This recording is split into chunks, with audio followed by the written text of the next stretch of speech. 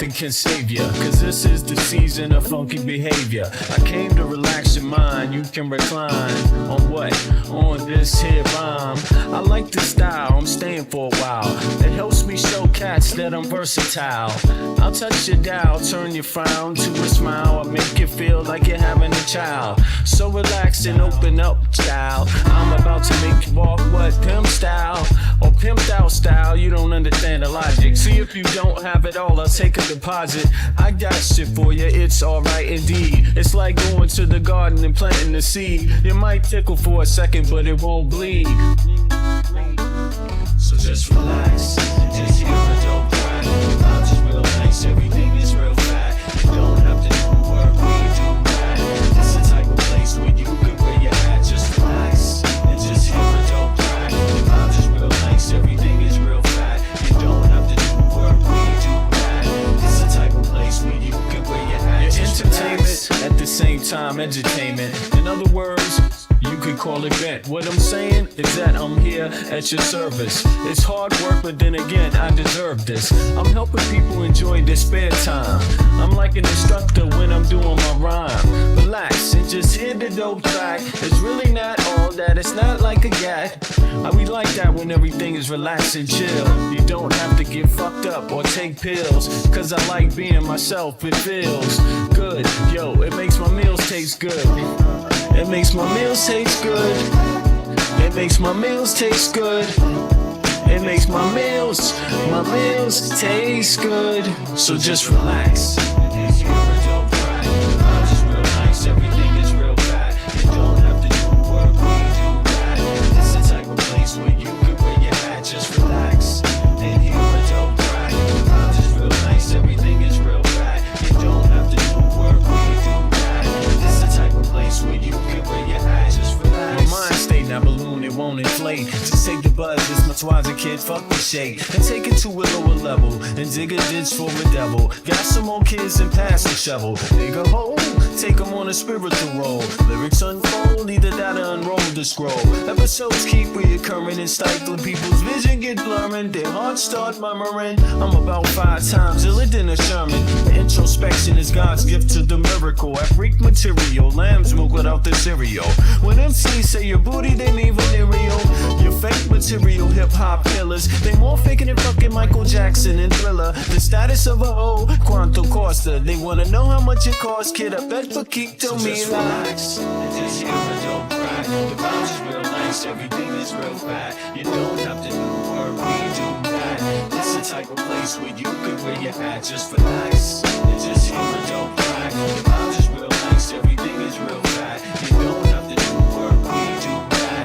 It's the type of place where you can wear your hat. Just relax.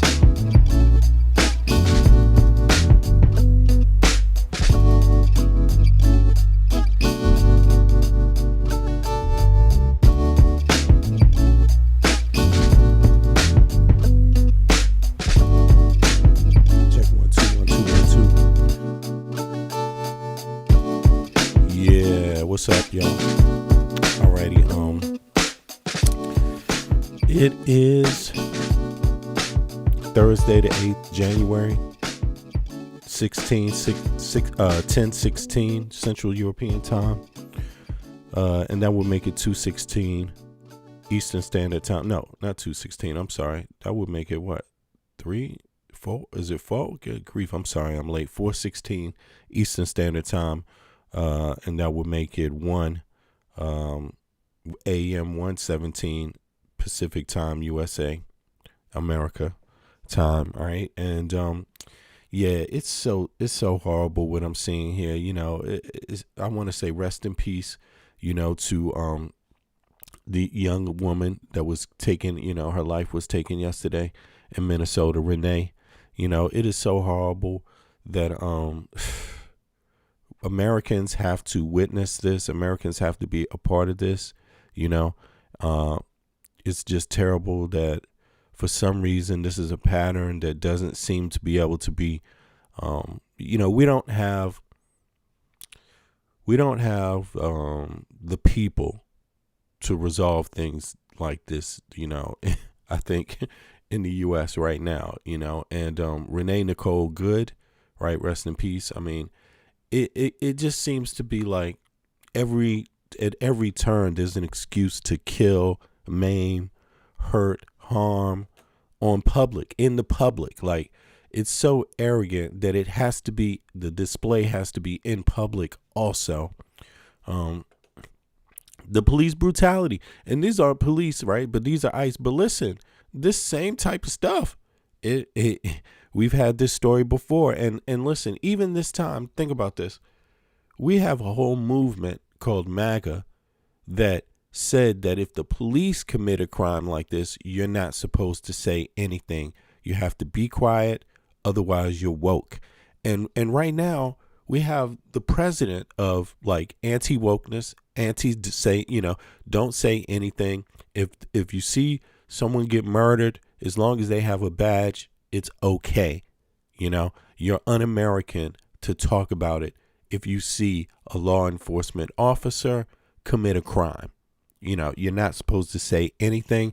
It is always supposed to be justified. So qualified immunity is what we've gotten used to in the United States of America. And now we're seeing it basically on the federal level, which often was different. The feds used to be the ones to say, you know what? No. Actually, let's investigate this crime. Let's look into it. Let's be honest about it. And when you see that happening, you fuck around and you see, when there's enough press, you see people come up guilty, right? Using the same methods and means that they use to convict citizens every single day. The court, the people, right? Your peers, right? These people are going to jail normally. Now, it just seems like now we got a federal government that's now said, scrap that. Now we're going to participate in it too. And again, no standards, and it is expected, people on the left said this is what's going to happen. This was not a surprise, ramping up the aggression. Their methodology is that if you do these kind of things, if you kill citizens like this, if you do it publicly, if you scare people, if you show people that you act with impunity, that you have no type of care, it's just like, listen to me, stop now or I shoot you. Stop now or I shoot you. They don't listen to you. When they show up, you have to be ready to be shot, but you don't have the right to be scared. You don't have the right to be scared. You don't have the right to be scared. They can wear a mask. You could be minding your business and they can violate your civil rights. They can show up and they can just say, hey, this person's not doing anything, but I don't like how they look. And now I'm going to terrorize them. I'm going to go after them. I'm going to stop them from going to work. I'm going to stop them from living their life. They're paying me taxes, but I have the right to just single them out just by how they look, not by what they're doing, not by the law looking for them, not by any warrant by the police, not by any prior investigation that they're looking for an individual. Just, I see how you look. I'm going to stop you right now. I believe without any type of evidence whatsoever that you would be the type to be an illegal alien. They're only supposed to be stopping illegal immigrants. That's who they're supposed to be stopping. But they don't know how, because it's not comprehensive. And you can lose your life and they still don't care. They're going to do it again tomorrow. And I'm sorry, but this is just dumb stupidity, hard-headed viciousness. It's stupid for the sake of being dumb. It's nothing else to it. There's nothing intellectual about it. There's nothing comprehensive about it. There's nothing. There's no police this is not detective work that we're seeing here. There's no detective work being done. There's nothing. There's no police work being done. It's no police work being done. There was literally no reason for them to interact with an American citizen. There's no reason for them. Now, she's an American citizen. So does the Constitution apply or not? Does it apply or not? And what the hell is up with their persistence in saying we are going to wear masks, even though the citizens of the United States have said over and over to us that it strikes fear in our hearts, and they just do it anyway. Like, we don't have rapists running around with masks with a badge in the U.S.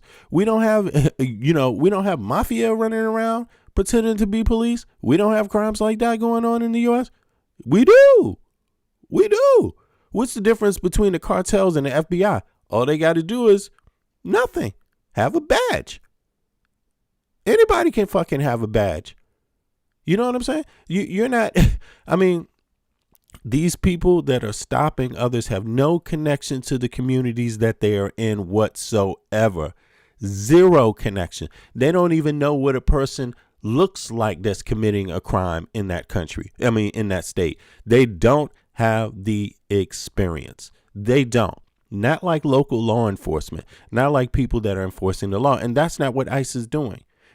ICE is their only job is to be experts in how to find an immigrant, and it shouldn't have to be searching everybody else. I mean, because if you want to find immigrants and your job is stop you, give me an ID no matter who you are, I think you look different, then why don't you just simply tell everybody to come downtown one fucking day, show their goddamn ID, and then never fucking interact with them ever a fucking again in your life? Job done. Why don't you do that? Why don't you give people some way to get around your moron ass? Like, goddamn. And look, these people are not even experts. They're not even experts. These are just people that are willing to use a gun and walk around. There's nothing. How long is the training? How much do you even have to train to be one of these people? How long is ICE training if you have no experience at all in ICE and want to be on the streets? I'm just curious. I mean, again, you can't say it's contrived. My commentary, I'm just asking flat out because I don't know. And if you don't know and you pretend you know, you're an asshole. If you don't know and you ask, you're a great human being. You're an intelligent person. You're an intellectual. You see what I mean? Let me see. Oh my God. What? Listen, criminal investigator training program, 12 weeks. 12 weeks of foundational law. Special agent, 13 to 15 weeks. Okay? The academy takes about total, it says 6 months. Now let me see for this special agent position. And broader so that's one. That's like a investigator, okay? So let me see here.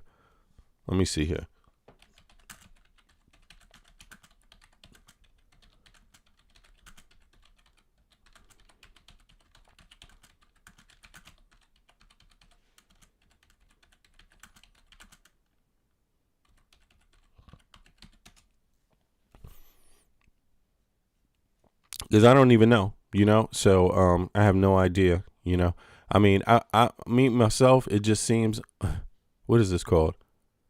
ERO officers, often called deportation officer or ERO officers. Their primary job is arresting people for immigration violations, transporting detainees, conducting street arrests, home pickups, traffic style encounters. They do not need prior law enforcement or military experience. Training for the lowest experienced ERO officers. Academy training conduct at FLETC, Federal Law Enforcement Training Center. What does it say? 6 to 8 weeks of court instruction. Okay. Some might get 10 to 12 weeks, right? Exactly. Okay. So there it is. Significant. Okay. So most city police requires 5 to 9 months. You see, state trooper, 6 to 9 months.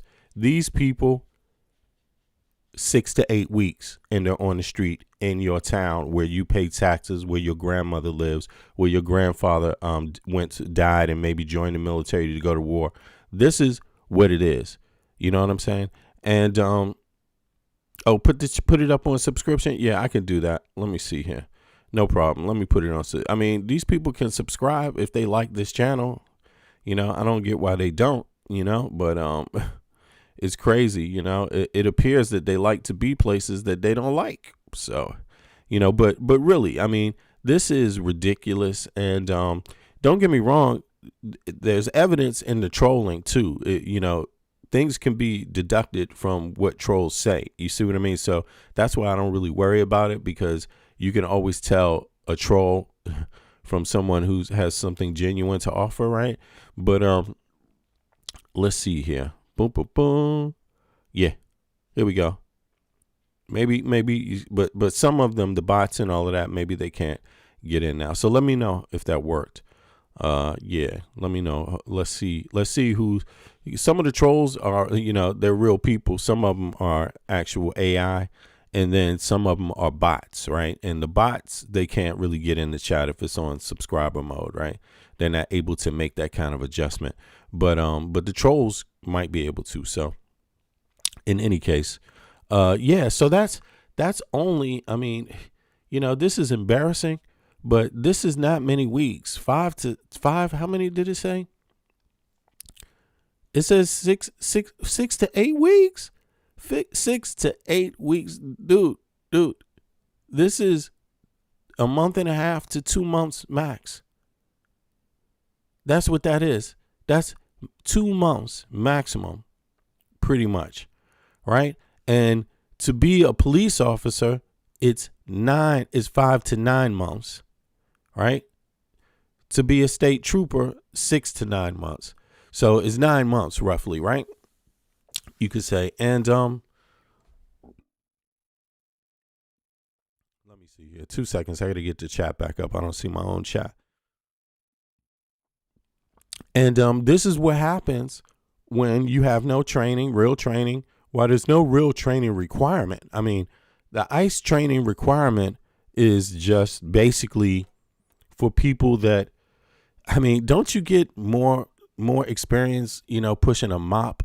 You know what I'm saying? Like, don't you get more training, you know, having to be a goddamn janitor? Not to demean janitors, but I'm saying, don't you get more, you know what I'm saying, than that? And yeah, it's just so sad. It's just so sad to see that. And again, they typically have no care.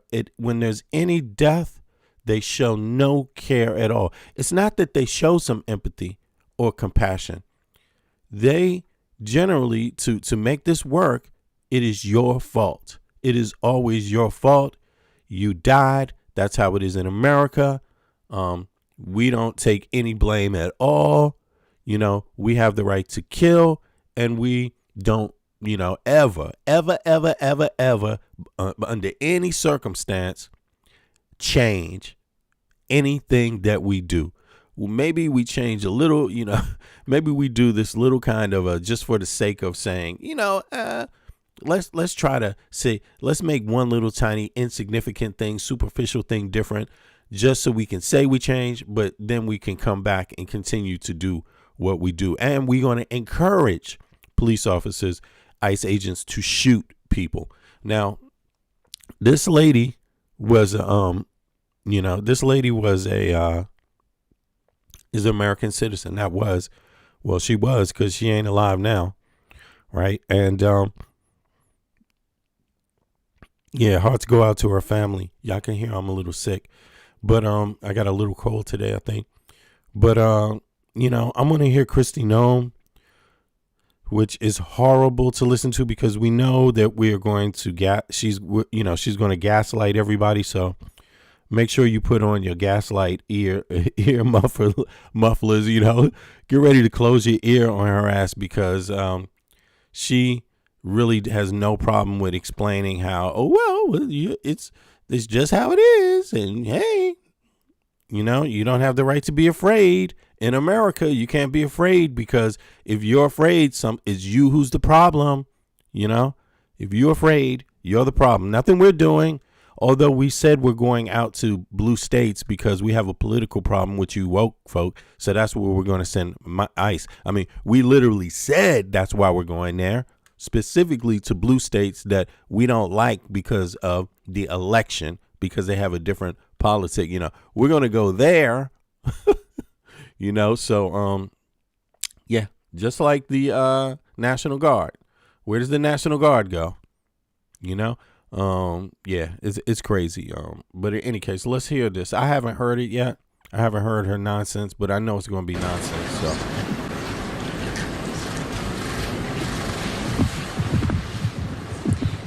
Good evening, everyone. Thank you for being here tonight. I want to start out by addressing the loss of life that we saw here in Minneapolis today.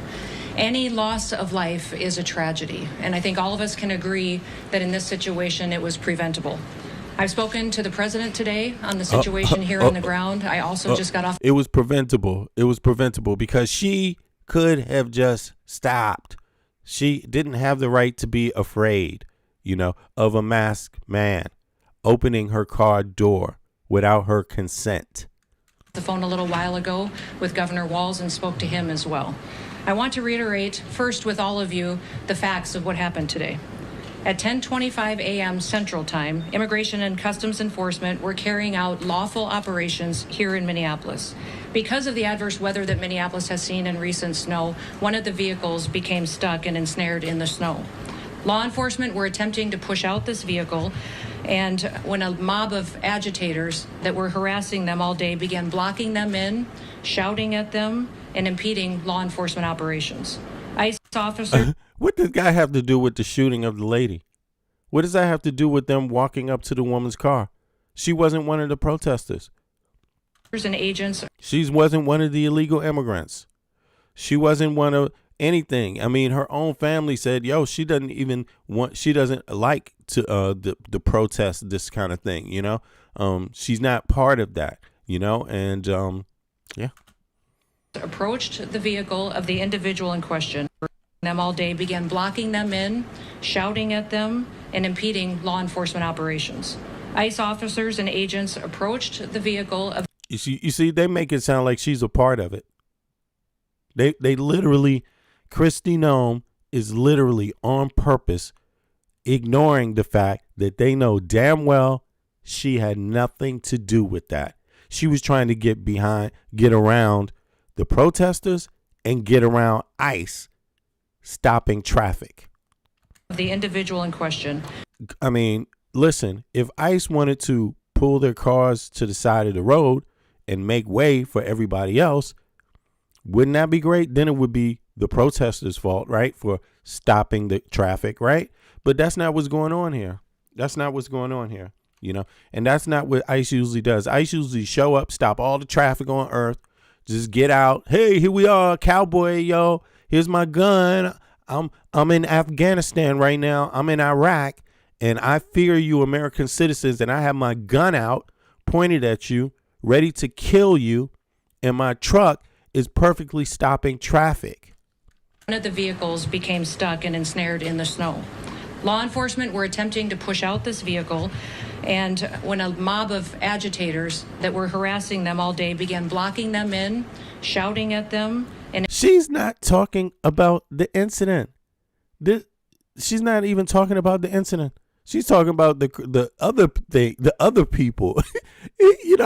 This is crazy. The situation here on the ground. I also just got off the phone a little while ago with Governor Walz and spoke to him as well.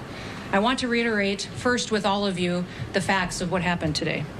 At 10:25 a.m. Central Time, Immigration and Customs Enforcement were carrying out lawful operations here in Minneapolis. Because of the adverse weather that Minneapolis has seen in recent... She doesn't know if it's lawful. They carrying out a lawful, in her mind, they were sent to be lawful, but you got to have an investigation to determine what was going on for real, Snow, one of the vehicles became stuck and ensnared in the snow. Law enforcement were attempting to push out this vehicle, and when a mob of agitators that were harassing them all day began blocking them in, shouting at them, and impeding law enforcement operations. Okay, so what she's saying is that the reason why the ICE truck was blocking the road was because of the agitators, that they gleefully wanted to move their vehicle from blocking the road, and the protesters stopped them from doing that. And then enters Renee as one of the protesters, screaming at them, saying, hindering their work. ICE officers and agents approached the vehicle of the individual in question, who was blocking the officers in with her vehicle, and she had been stalking and impeding their work all throughout the day. ICE agents repeatedly ordered her to get out of the car and to stop obstructing law enforcement, but she refused to obey their commands. She then proceeded to I never heard this before. So they're saying that they identified her as one of the protesters? Is that what they're saying? weaponize her vehicle, and she attempted to run a law enforcement officer over. This appears as an attempt to kill or to cause bodily harm to agents, an act of domestic terrorism. The ICE officer, fearing for his life and the other officers around him and the safety of the public, fired defensive shots. He used his training to save his own life and that of his colleagues. He was treated at a local hospital, has been released, and is now with family. When you have the perfect response in your head, but your fingers just can't keep up. We've all been there, typing, deleting, retyping. Now I use Whisperflow. I just think out loud and it creates perfect formatted text on any app or website. Whisperflow understood what I was trying to say and gave me the exact output I wanted. Check out the difference between this same sentence being dictated into Siri versus Whisperflow. Let's meet at 12 p.m. at Joe's Pizza. Wait, no, actually I can't do 12, so let's do 12:30. And instead of Joe's, let's go to Kelly's Diner. Whisperflow understood what I encourage the American people, life and the other officers around him, and the safety of the public, fired defensive shots. He used his training to save his own. All right. So everything that he did was in defense of the public, right? So he's firing shots now in the public to defend the public, because in his eyes, she was about to harm people, right? So, yeah. Their command. But again, is this what should have taken place on January 6th? Should police officers react this way to defend the public? Should they shoot? Should they have shot the January 6th rioters because they were putting people's lives in harm, including their own lives, by the way, in case they don't realize it? I mean, should they have just been shot? You know, again, they're rioters. You know, even if she was a rioter, should you treat rioters that way? Should you shoot them? Is that what happened on January 6th to those? I'm not even calling them rioters, but even if they're called rioters, as Kristi Noam uses the word, you know, she uses these terms to justify. So should they have been shot? Is it okay to shoot them? Listen, I don't think anybody in America has anything wrong with knowing what's going to be fair and how shit going to go down. I think that's the problem. We need to know, the public needs to know how this is going to go down. When there's right wingers marching around in town, right? When there's right wing people in right wing towns or any other town walking around protesting, right? And they just appear to be dangerous, should they be shot? Is that how you stop them? You know, because if that's how it's going to be, then it should be like that for everybody across the country. It cannot be two standards. It cannot be two standards. And right now, it is definitely 100% two standards only. I mean, what am I talking about? Yeah, two standards. The standard is when it's right wingers, do not shoot. When it's left wingers, shoot in the head. That's what people are seeing. That's what people are seeing right now. I mean, I'm just saying that to me, that's what it seems like. And that's why I'm like, yo, that's an injustice in itself right there. Right there is the injustice. Right there is the problem being approached by ICE. Right there is where the question lies. Do you have the right to defend yourself against ICE? Because again, from their perspective, even Kristi Noam's perspective, the leader of ICE, she doesn't even see Jan 6 as a fucking crime. She doesn't even see those people as violating any law, harming others, putting others' lives at jeopardy. None of that. No MAGA person, not the FBI, not Kash Patel, not Kristi Noam, not Pam Bondi, not anyone in Trump's Justice Department sees January 6th, sees any of those people as putting other people's lives at harm. That's the problem. They don't. And here, so let's just have a little look, just to make sure we all know what we're watching here, and to make it fair, right? Just to make it fair. Let's see here, because I don't want it to be unfair, right? I don't want it to be. It's not necessary to be unfair. I mean, my point works while being fair. You see? The MAGA people's point in the 5 only works years since by January being unfair. 6th, there has been a widespread fight.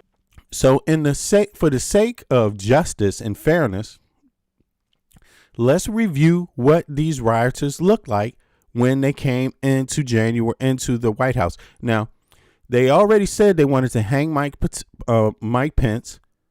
For me, if somebody says I want to hang V Media, I would pick up my gun and say over my dead body and probably shoot you. Okay, very fast. You're not gonna have a whole lot of time sitting around with a hangman rope and me having a gun, and I'm not gonna shoot you when you're talking about hanging me. Okay, so it happened out there. That's what they had for him. And so let's see. Over the story of that day, congressional correspondent Lisa Desjardins was inside the U.S. Capitol and witnessed the storming firsthand. She has this look at the half-decade battle over the narrative. In the crowd storming the Capitol on January 6th, an unlikely character, an Idaho grandmother, has become one of the most well-known. I was hoping we'd storm the Capitol. That's the voice of Pam Hemphill. You can see her in security camera photos of the crowd and inside the Capitol. Prosecutors said she egged on rioters. You just come in. Just days earlier, Hemphill posted on Facebook. So right there, the police had the barrier set up, told every single individual, you cannot come further. This is the law speaking to you. We are protecting the lawmakers of the United States of America, the sworn in elected officials by the American people. We are warning you, do not come further. Should they have been shot there when they broke that line for disobeying? This is what is comparable to she didn't just get out of her car or she drove off. Yeah, this is the point. So, MAGA people, should they have been shot right there in the head? Because in my mind, this is for one to work and be okay with Kristi Noam, then the other must also be the same. Otherwise, it's two sets of standards, and we can't have that. That's not the law. You don't have different types of human beings. You don't have one person because of this political ideology. This is how you're going to deal with them when they disturb somebody. And then another group of people, you're going to be like, take those gloves off. I mean, put the gloves on, the soft, cushy gloves. You're going to, go get some chocolate milk and serve it to them and say, hey, you're a hero for disturbing and threatening people's lives and beating some police officers upside the head with sticks. Smashing their head in the door. Bang, bang, bang, bang, bang. I mean, here, can I get you some coffee? Sorry you had an unpleasant time smashing that police officer's head in the door. What can I do about that? At the rally, the fight for America is real. In a photo, she posed with a gun and the caption, "On my way to Washington, January 6th." Now she sees all that Yeah.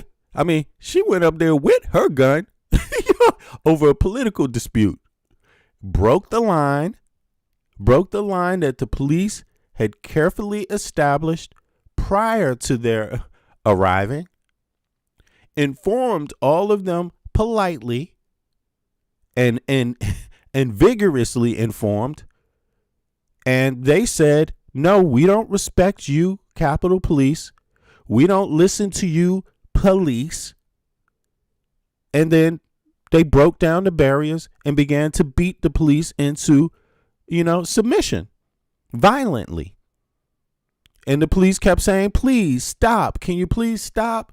Please stop. Don't kill me. Please don't kill me. You're killing me. You're breaking my arm. Please stop. I didn't see any shots. as part of a lie. The brainwashing that happens to you, that the Democrats want to turn this into a communist nation. They would always say the same thing. Pam, don't listen to Democrats, whatever you do. They'll lie to you about everything. So you start believing all that. I got pulled into all the propaganda. So she's saying she got brainwashed. This is 5 years later, and she's saying she was brainwashed by the propaganda. Kristi Noam isn't saying that. Kristi Noam is saying this was peaceful. She was saying hitting police upside their head with sticks is peaceful. That's what she was saying. Listen, they all work for the federal government. So I don't know, Capitol Police, federal officers, just so you know, I mean, I might say police, but let's keep it real. This is Washington, D.C., and this is the Capitol grounds. So these are Capitol Police are federal, they're not state police. Right. So just to, there's a little confusion there because they're called Capitol Police, but there's a reason why they're called police, but it's not to be confused with state police. OK, but let's call them federal law enforcement. How about that? Right. So now, of course, I like to check up everything I'm saying, but you go check that up. And if you think it's something incorrect, let me know. But in here in this case, this is peaceful. These are rioters. Right. This is peaceful. They weren't obstructing anything. They had already broken the barriers, as you can see. They already defied police orders. Right. The orders from law enforcement on the Capitol grounds. They already defied it. And that's the image that you're seeing now. This is the image of defy the police. Do not listen to the police. The police don't mean shit. Fuck the police. And if they get in your way, knock their ass out. But 5 years out, the battle still rages about January 6th, with recent comments like these from some on the right. Look at this. Most people in America. Should they have been shot right here? This is the barrier that they were about to breach. Should they be shot? Should they be shot? I mean, should all of them been shot in the head? Is this violence? Who started this violence? Who created this violence? January 6th, with recent comments like these from some. Look, the police are literally like, we told you no, stop trying to get across the barrier. Stop violating the law. Stop defying police orders. Will you please, please, please stop? And these people are like, hell no, I'm about to put my hands on you, motherfucker. You don't mean shit to me. You got a badge? Fuck you. I'll spit in your face while you wearing that badge, and you ain't going to do shit about it. That's what they said. On the right. Most people in America are still buying the lie that January 6th was a terrible thing. Trump supporters did some bad stuff. See, this is what they're saying. They're still saying this, and every American has this in the back of their mind when they're encountering this regime. This regime's view of right-wing violence being okay, whether it doesn't even matter what it is, even if it's going up against an officer of the law, as long as it's right-wing violence, it's okay. That's what we're seeing here on January 6th, because I'm the one that has a grievance. I have more rights than you inherently because of my political position, not because it's in the Constitution, just because I'm a MAGA person, just because I support Trump. The law should not apply to me. I should be able to kill and maim police officers because I have a political grievance.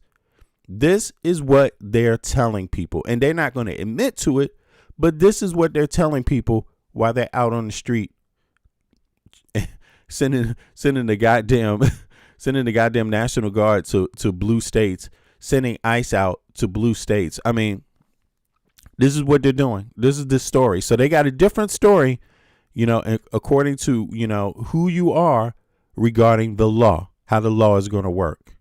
Stuff. No. You remember what we were told about January 6th, that it was an insurrection, the worst attack ever on our sacred democracy. Was it violent? I mean, insurrection is too fancy of a word. Most of these people never even looked the fucking word up in the dictionary anyway. They listen to these podcasters and shit. This dude, insurrection. Was it an insurrection? Right. Because they just want to weasel between the law and try to figure out a word game where they can play word salad. And now all of a sudden it's like, well, it says here that the insurrection must have this, and this before it's an insurrection. Look, did they say fuck the police this day and kick their ass and gain access to the building? The police were telling them, you don't have the legal right to access right now. We're demanding you stop. That's all we need to know. You see what I mean? And they did. Did they defy police orders? Yes. The next question is, should they have been shot? That's all. And if this person says, no, they shouldn't have been, then how are you going to say that lady should have been shot in Minnesota? How can you have the two? That doesn't add up. And I'm just saying, you don't have to fancy it up with any type of argument. I'm just saying these are the exact same circumstances according to the law. This is what they're actually arguing. They're arguing, you heard Kristi, no, she argued that the woman was putting other people's lives in jeopardy. That's why she was shot. So should these people have been shot? That's all I'm saying. I don't give a fuck what you call it. Call it whatever you want. Should they have been shot? Should they have been shot?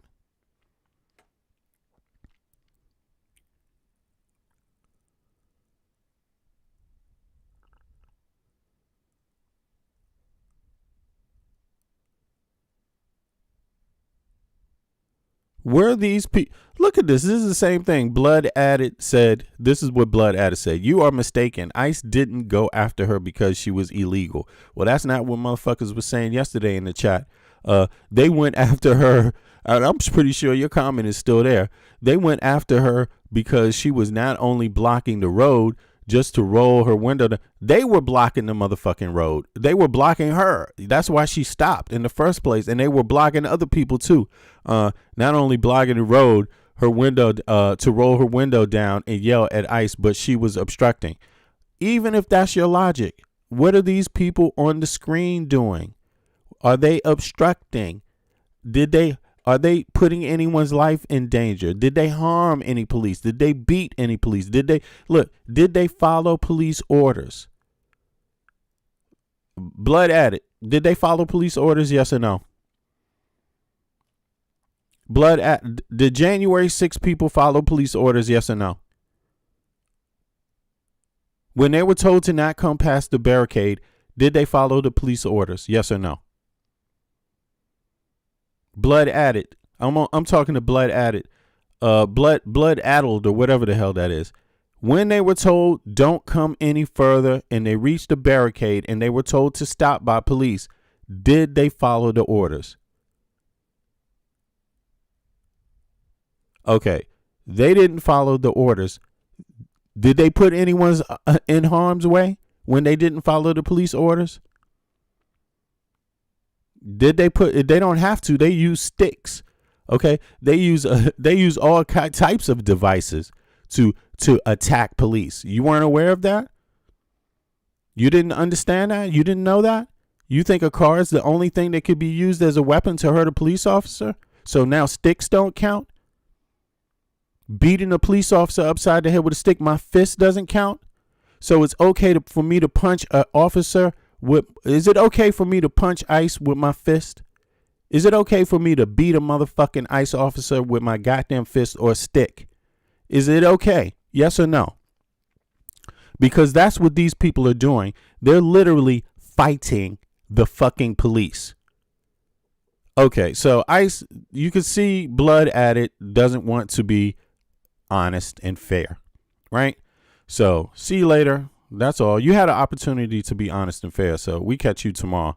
24 hours later, you can catch the next show. You know, today's show is only for people that want to be honest. Fuck your political identity. You have to be honest. That's what I'm asking for. I don't care if you're independent or you're a Democrat or if you're a MAGA supporter, you know, because we're all Americans, but you have to be honest. Okay. I wouldn't want a dishonest Democrat or dishonest anyone. I don't care what their gender is, what their sexual orientation is, what their goddamn nationality is. I don't care what their job is. I don't care what class, if they're rich or poor. I don't care what their color is. I don't care what their ethnicity is. If you can't be honest with me, I don't want you around me. Fuck you. You ain't worth my time.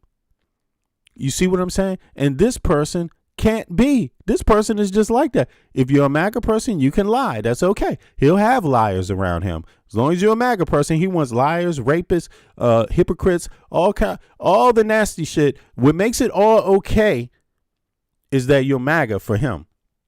That's what makes it okay. You know, you can be a rapist if you're a MAGA person.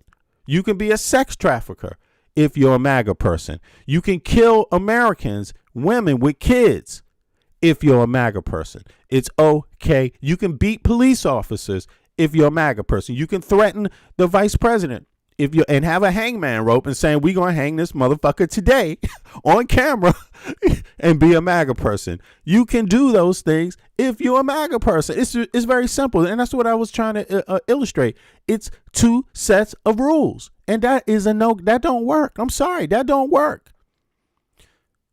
Mark my words. One day, very soon, these ICE officers and others are going to start being treated fairly by the American people. Like, mark my words. I'm not saying what fairness is going to look like, but this was unfair. This is what this shit is not looking right. Now back to the previous vid with crazy ass Noam. Now keep January 6th in your head, those images of the rioters beating down the fucking police, spitting in their goddamn face, electrocuting their ass, bow, beating their ass upside the head, you know, saying fuck you and fuck your mama after being told stop by the police. Now let's listen to Kristi Noam talk about what happened yesterday. Good evening, everyone. Thank you for being here tonight. I want to start out by addressing the loss of life that we saw here in Minneapolis today. Any loss of life is a tragedy, and I think all of us can agree that in this situation it was preventable. I've spoken to the president today on the situation here on the ground. I also just got off the phone a little while ago with Governor Walz and spoke to him as well. I want to reiterate first with all of you the facts of what happened today. At 10:25 a.m. Central Time, Immigration and Customs Enforcement were carrying out lawful operations here in Minneapolis. Because of the adverse weather that Minneapolis has seen in recent snow, one of the vehicles became stuck and ensnared in the snow. Law enforcement were attempting to push out this vehicle, and when a mob of agitators that were harassing them all day began blocking them in, shouting at them, and impeding law enforcement operations. ICE officers and agents approached the vehicle of the individual in question, who was blocking the officers in with her vehicle, and she had been stalking and impeding their work all throughout the day. ICE agents repeatedly ordered her to get out of the car and to stop obstructing law enforcement, but she refused to obey their commands. She then proceeded to weaponize her vehicle, and she attempted to run a law enforcement officer over. This appears as an attempt to kill or to cause bodily harm to agents, an act of domestic terrorism. The ICE officer, fearing for his life, So she's calling the lady a domestic terrorist, and she's talking about the video from her perspective. she believes that the video appears to be that she tried to kill ICE officers. That's what she tried to do. So she just sat there and looked around in her car patiently waiting for the vehicles to go around her, the ICE vehicle to move, look at this. She's just so goddamn patient, but she was there to be a domestic terrorist, right? That's according to Kristi Noam. That's her story, right? That's Kristi Noam's story. About this woman. She was obviously there to be a domestic terrorist, and Lord, for we just have to follow that up, and that's the only way we can see exactly what's actually going on, right? Through the lens. There's no possible way for us to see that she was fearful. Even though she just sat there and did nothing, we have to, by law, only see this as her being a domestic terrorist. She does not have the right to be fearful when masked men are approaching her in a situation where she don't have no motherfucking clue what's going on, right? So this is her story. This is Kristi Noam's story. This is Kristi Noam's this is Kristi Noam's own actual accounting of this video, right? So I'm gonna rewind Kristi Noam's ass, and you can just listen to her talk her dumb shit here, and then I'm gonna play this video in front of you. The other officers are Here we go. shouting at them. I want to reiterate first with all of you the facts of what happened today. At 10:25 a.m. Central Time, Immigration and Customs Enforcement were carrying out lawful operations here in Minneapolis. Because of the adverse weather that Minneapolis has seen. So that was an ICE vehicle, right? You saw that. That was an ICE vehicle that just drove in front of her. She didn't do one goddamn thing to that ICE vehicle, and she's a domestic terrorist. She didn't try to ram the ICE car. She didn't try to I believe it was ICE. They were trying to get out of there, right? I believe that, right? Or I don't know. Maybe it's not ICE. I mean, you tell me, right? But I can only say what it appears to be to me, right? It appeared that was another ICE vehicle, but let's say that it wasn't. Look at this. She's just standing here. Nothing's going on. She's not doing anything. She's just standing there. How is standing there? Is that what a domestic terrorist does? Is that what a domestic terrorist does? Does a domestic terrorist just sit there in their car and do nothing? I mean, again, is that what they're doing? Look, there's a car behind her. She wanted to go out, and then a car behind her starts moving. By law, what are you supposed to do? Are you supposed to rush out in front of them first? Is that what you're supposed to do? Or are you supposed to allow the vehicle to pass you and then you go? What are you supposed to do? But in any case, look, she's a domestic terrorist. She's not backing up. Look, there's people behind her. You can't even say there's people behind her. She's not running them over. Don't know why that is. I mean, she's a pretty bad domestic terrorist. Like, where does she go to school? You know what I'm saying? Like, what the fuck? You know what I'm saying? I mean, you don't have to be a domestic terrorist to know that the way you want to fucking hurt somebody is by actually running their ass over, leaving the ass laid flat out on the fucking ground. I mean, at least if I wanted to hurt your ass, that's what I would do. In a car, I would actually hit your ass hard as fuck. Straight up. And then I would run your ass over and then reverse and run your ass over again and then go. I would be like, reverse, run, over and over and over until you're fucking dead. This lady, what the fuck? This is not what I don't see any of that going on here. I mean, she's just sitting around. It looks like she's just waiting to leave, to get the fuck out of there. Like, it doesn't know what's going on. And again, ICE doesn't have room for you to not know what the fuck is going on. Kristi Noam doesn't have room for an American citizen to be stifled, to be fit, to not know what's happening around them, right? While minding their business as a taxpayer and parent, as an American citizen. Kristi Noam, they don't have it in their head You have to operate.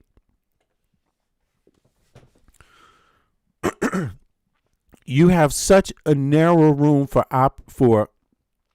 how to behave around ICE as an American citizen before they kill you. You know, and that behavior from her, Kristi Noam, and the ICE agents is what they think you're supposed to find normal, and they saying their behavior should make peace and tranquility run through your heart and through your veins. So let's look. Oh, is this one not playing again? Here we go. Look. You see, look, the ICE officer behind her. You could see that's an ICE officer that just walked from behind her vehicle. They just were standing there. You see that? Look, the dude's right there. Just standing there. Nothing. That's an ICE officer standing there behind her vehicle. Nothing. She's a domestic terrorist. Nothing. Now you could see, look, she's already trying to leave. Listen, her car started moving because she was moving to move like the other cars, to go on their way. That's what it looks like to me. I mean,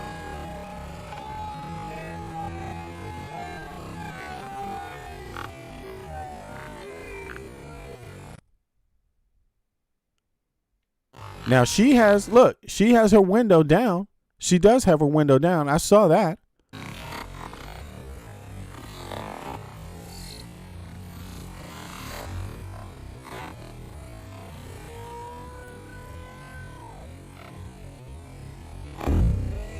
Now check this out. The ICE are not running. Why are they not running? Why are they not ducking? Why are they not dodging? Because they don't see her as a domestic terrorist. They don't see her as a threat to their lives. That's why.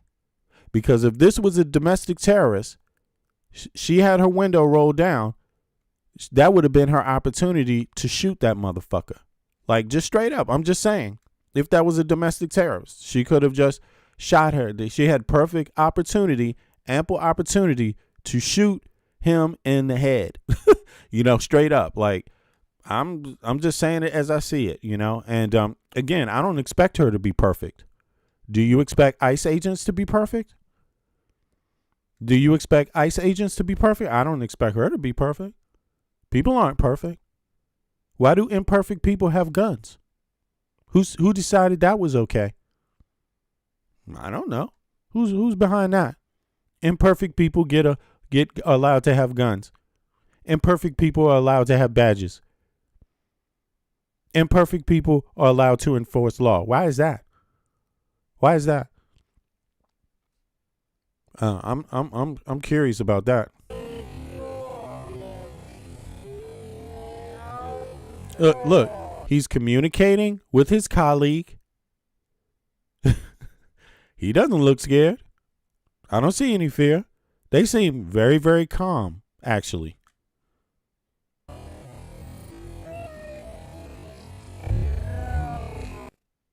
Still nothing. Look, it's obvious she doesn't want to be detained by ICE. That's what's going on. She doesn't want to be detained by ICE, and she sees now they're about to detain her. That's what I see. That's what I see. I mean, I don't know. Maybe somebody sees something else different, That's what I see. I mean, now, my question is, what is different? My question is, what is different about how the police conducted themselves on January 6th? I mean, why was that different? What is that about? Why are there two different set of standards? Why give all the...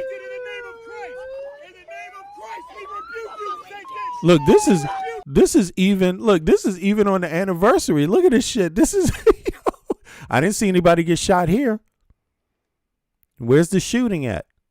You know, this is actually insane. This is actually on the anniversary. This is just a day ago. But seriously, look here. For example, In the 5 years since January 6th, there here we go. Let's look and see how they're behaving. Let's see. They were disobeying laws. This is them actively disobeying the law. On January 6th, an unlikely character, an Idaho grandmother, has They disobeyed law enforcement. And my question is, should they have used lethal force? Should they have used lethal force when they disobeyed law enforcement? I'm like a little curious about that. I'm beginning to think maybe they should have, but I don't, but I'm curious to just know, why is it one way based on your politics, what's okay and what's not? become one of the most well-known. I was hoping we'd storm the Capitol. That's the voice of Pam Hemphill. Look, she came there with the idea to break the law, even in her fucking head. That wasn't even a last-minute thought. She came there saying, we going to break the motherfucking law today, and you ain't going to do nothing about it. Didn't get shot. Didn't get shot in the head. Didn't even get shot. Well, that was a wasted opportunity, apparently. Because according to Kristi Noam and their description of what violence is, in my, from what it sounds like to me, she's saying all of these people should have been shot based on their behavior. When I analyze it, when I look at what constitutes ICE fearing for their life or a domestic terrorist, and then I say, okay, fair enough. This lady, she was shot in the head. She was driving her car. Yeah, okay. She's a mother, right? She's a citizen. Okay, so I can't hear what's on the tape, but let's say all of it. But let's say they told her to get out of the car and she didn't. She disobeyed. Okay. And so therefore lethal force, she did something to make them think that she was endangering an officer's life, although there's no scratches been reported by any officers. Nobody said I lost a fingernail. No one said anything. No one said, damn, no one said any blood came from their body. Nobody even showed a scratch, no one. Is there even a complaint? I don't know. But when I look at this, on the other hand, I see police officers getting their motherfucking heads bashed in. That's what I see. And I'm just trying to figure out, in this situation, was it wrong for the police to not shoot their asses? Like, was that wrong according to Kristi? No. If people behave like this to ICE, what are they to expect? What should they expect? I mean, if they behaved like this towards their lawmakers, then they definitely would do it towards ICE. You see what I'm saying? Like, why would they not? You're doing it against the highest officials in the land, in the country, and you ain't going to do it to a measly ICE agent? They got 6 months training. What the fuck is that? Like, seriously, I'm asking a serious question. And if you can't answer this question, that means you are bullshitting the American people. If you are anybody getting any tax dollars, you should be able to answer the questions I am asking very simply and very clearly. Otherwise, you are a bullshit artist.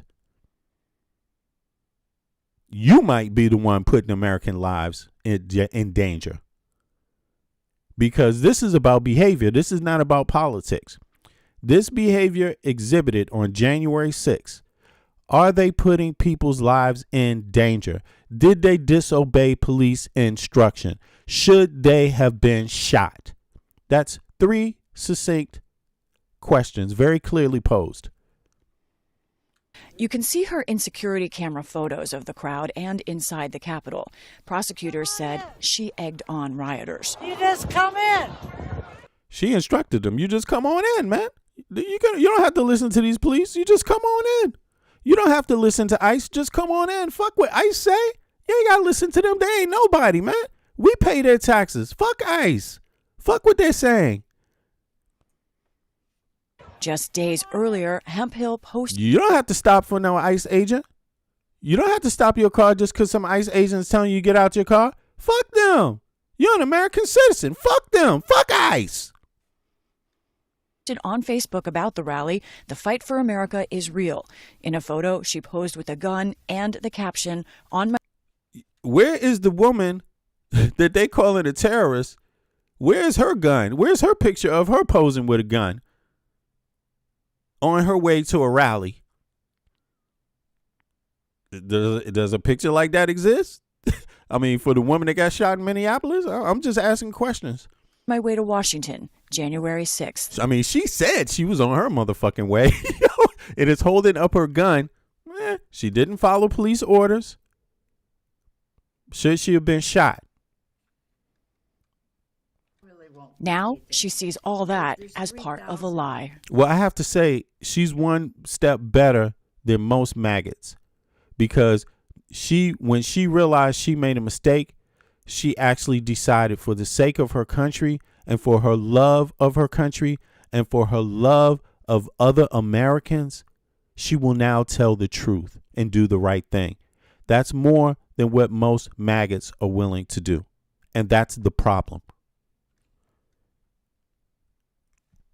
The brainwashing that happens to you, that the Democrats want to turn this into a communist nation. They would always say the same thing. Pam, don't listen to Democrats, whatever you do. They'll lie to you about everything. So you start believing all that. I got pulled into all the propaganda. But 5 years out, the battle still rages about January 6th, with recent comments like these from some. Yeah, this don't look peaceful to me. They look like they're endangering a lot of people's lives, and they look like they intend on harming the people, the police officers that are standing right in front of them enforcing the law. They did not follow instructions that law enforcement gave them. These law enforcement officers have weapons, and they did not follow the law when these law enforcement officers, these federal officers with weapons, told them kindly, do not come further. That's what I'm saying. At the very least, that's what I'm saying. Now, you can mask it by calling it anything else you want to see, but I'm just talking about in terms of criminal law, right? Investigating. It seems to me like two set of standards, for different political parties to follow, right? One party is not supposed to have any rights to defend themselves, any rights to be fearful, any rights to object, and the other party has all the right in the world to object to everything and get away with even killing police officers, doing whatever the fuck they want in the name of politics. That's what it looks like to me right now in the U.S., I mean, there's another video that they showed too. There's more videos, but there it is. You saw that. This is all you need to see if you ask me. Kristi Noam said a whole lot. Well, here's the officer standing behind the vehicle. The woman did not approach them at all. She didn't approach them at all. The vehicle drove behind her. She has her brake lights on right here. You could see that. So she's not intending on stopping. See, this woman has her foot on the brake. This car is not in park. You see? She looked like she was intending on driving, and then she saw the other car drive around her. That's what it looked like to me. So I don't know what the dialogue was about. Maybe the police said, "Why are you about to drive away?" And she said, "Because I'm an American citizen and I want to go home." Maybe that's what the exchange was. You see, she's about to go right now. She's moving the car forward.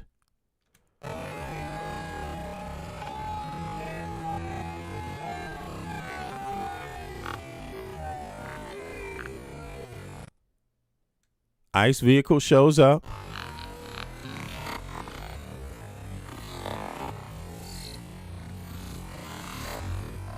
They get out. They look at her vehicle. They walk over to her calmly, not in fear of their life, because if you were in fear, you would have your gun in your hand. not suspecting anything at all. She doesn't look scary to them. She doesn't appear to be a threat to their lives. Neither one of them have their weapons out. They can see her clearly. Her window is open. She's engaged in dialogue with them. They're not ducking. They're not hollering. They're not screaming. They're not saying, look out for your life.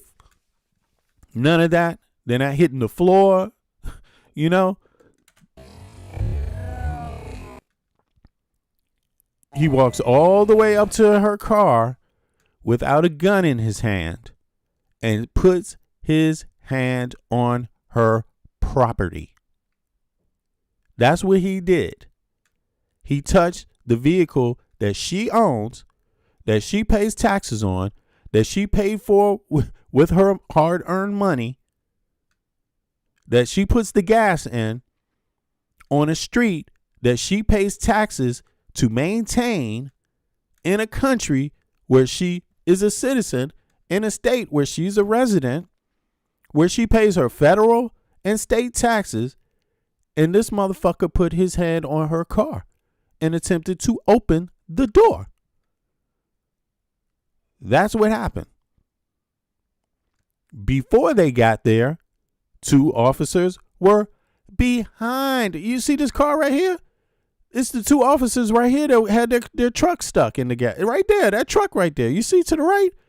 And they were standing right behind her vehicle. She did not run them over. She did not attempt to run them over. She did not do one single violent thing towards them. She actually was aware of them and just was kicking back. Doesn't seem to be in a hurry to kill nobody.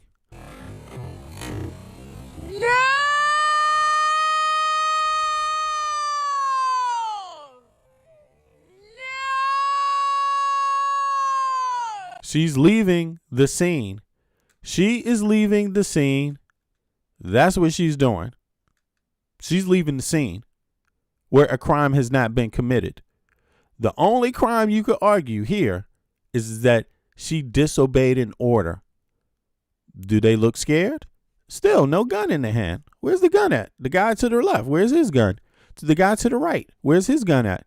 Any danger? Where's the gun? So it doesn't appear that they thought anyone was in any danger at all. It appears that they wanted her to get out of the car, and she said, fuck you. I'm not getting out of this motherfucking car. Who the fuck do you think you are? And it looks just like what's going on right here. Fuck you, officer. You ain't shit, and I don't have to fucking listen to you. Who the fuck are you to interfere with my rights? Fuck you. I spit in your face. Fuck what you stand for. I'm about to bash your motherfucking head in. This, I mean, that's what I see right here. This is what I see. This is exactly what I see. On the right. Most people in America are still. And then the commentators after that, this is the evidence. The commentators, they actually go out there, like the lady said, they brainwash you, and they just go and repeat the same lies. And this is what Kristi Noam is going to do with this lady. They're going to say the lies to make it seem like she's a domestic terrorist, to make it seem like she came there intending on hurting or harming someone, when actually she's just minding her own goddamn business and trying to get around the vehicle. They got stuck in the road like everybody else. Buying the lie that, like, oh, January 6th was a terrible thing. Trump supporters did some bad stuff. No. You remember? So he's telling you flat out that what this woman did in this car, it's not actually bad. You're being lied to. I mean, that's what I get out of it. You were being lied to. She didn't do anything bad. And let me see. Let me bring that up. The woman didn't do anything bad. You're being lied to, right? All she did was disobey an order. That's it. That's okay. That's allowed. You shouldn't have to get shot when you disobey an order. When you hold up a stick and knock somebody over the head, when you get violent, when you shouldn't, that's not such a bad thing. When you have a hangman rope and say you're here to hang Mike Pence, that's not such a bad thing either. The whole way. None of that is just bad. But this right here, this is what's bad. This is where they fear. They're in total fear right here. Utter fear. More fear than they've ever been. More fear than any foreign nation could ever put in their soul. More fear than any terrorist that ever existed in their life. They're scared of this woman right here. And I'm just like, goddamn, like this is just the most bizarre ride. Again, like I said, anybody into Far Side, they got an LP called The Bizarre Ride. This used to require huge Hollywood budget. It's a classic. I would suggest people check it out. It's hella funny. It's about it's comedy anyway. But anyway, so we heard Kristi Noam talk her shit. Let's see. Here we go again. Here's part of the lie that the guy, this is the lies. Police officers and agents approached the vehicle of the individual in question, who was blocking the officers in with her vehicle. She was blocking them in with her vehicle? She was blocking them in with her vehicle. She was blocking them. That just where the hell is it at? Yeah, she was on her way to pick her son up from school. Where the hell is that in the video? Like, they just imagining things and lying about things. That's what they're doing openly in front of the public with impunity. And she had been stalking and impeding their work all throughout the day. ICE agents repeatedly ordered her to get out of the car and to stop obstructing law enforcement, but she refused to obey their commands. She then proceeded to weaponize her vehicle, and she attempted to run a law enforcement officer over. This appears as an attempt to kill or to cause bodily harm to agents, an act of domestic terrorism. The ICE officer, fearing for his life and the other officers around him and the safety of the public, fired defensive shots. He used his training to save his own life and that of his colleagues. He was treated at a local hospital, has been released, and is now with family. I encourage the American people at this point in time to pray for him, but also to pray for the deceased's family and her loved ones. Today alone in this country, there have been 4 different domestic terrorist attacks on federal officers by the ramming of vehicles. 3 of them happened here in Minneapolis. We've seen over 100 of these vehicle rammings happen in just recent weeks, and this must stop. ICE alone is facing a 1,300% increase in assaults against them and an 8,000% increase in death threats against all of them. In fact, the very same officer who was attacked today had previously been dragged by an anti-ICE rioter who had rammed him with a car and drug him back in June. He sustained injuries at that time as well. And let me remind you why we're all here in this city today and why we've been here. In communities across this country and here in Minneapolis, we're just enforcing the laws that we have in this country. For years under President Biden, tens of millions of dangerous criminal illegal aliens. Okay, so now it's back to, now they can get back to talking about dangerous illegal Venezuelans. Remember, should they always go back to this, so since this doesn't have anything to do with, you see how that happens? I mean, Venezuelans. Don't be Americans that are Venezuelans. You need to understand that even though they've invaded the country now, they're still going to stalk you because this is still their talking point. Dangerous, illegal aliens. And as long as you look like one and sound like one, according to any ICE agent, this can happen to you too right now. Also, she's talking about illegal, aliens, and this is exactly the talk that they were saying about Venezuelans up until the time they invaded Venezuela. Now it's like all good, like, yeah, you good Venezuelan immigrants, you're celebrating that we removed Maduro. You're happy, right? They're no longer bad, thieving, lying, rapist anymore. Terrorists and suspected terrorists were allowed to invade our country over our southern border. So she was stopped because she looks like a suspected terrorist, right? She looks like a suspected terrorist that was allowed to invade the country, right? Yeah, because that's what's part of her rhetoric. This is what she's talking about. I mean, she's openly saying this kind of stuff. I mean, I'm just curious about, like, when is it going to add up at all? I mean, this is the woman looks like a suspected terrorist that invades our country. Just for the record, I'm not saying that terrorists can't look like that. I'm just saying this is who they talking about, So she went on this rambling spree. It's connecting all the dots, and this is one of the dots, ICE cannot approach you unless they suspect that you committed a crime. You see, unless they suspect you're an illegal alien, you can't be approached by ICE. Now, here's what she's saying. And here in Minneapolis, who had rammed him, increase in death threats against all of them. In fact, the very same officer who was attacked today had previously been dragged by an anti-ICE rioter who had rammed him with a car and drug him back in June.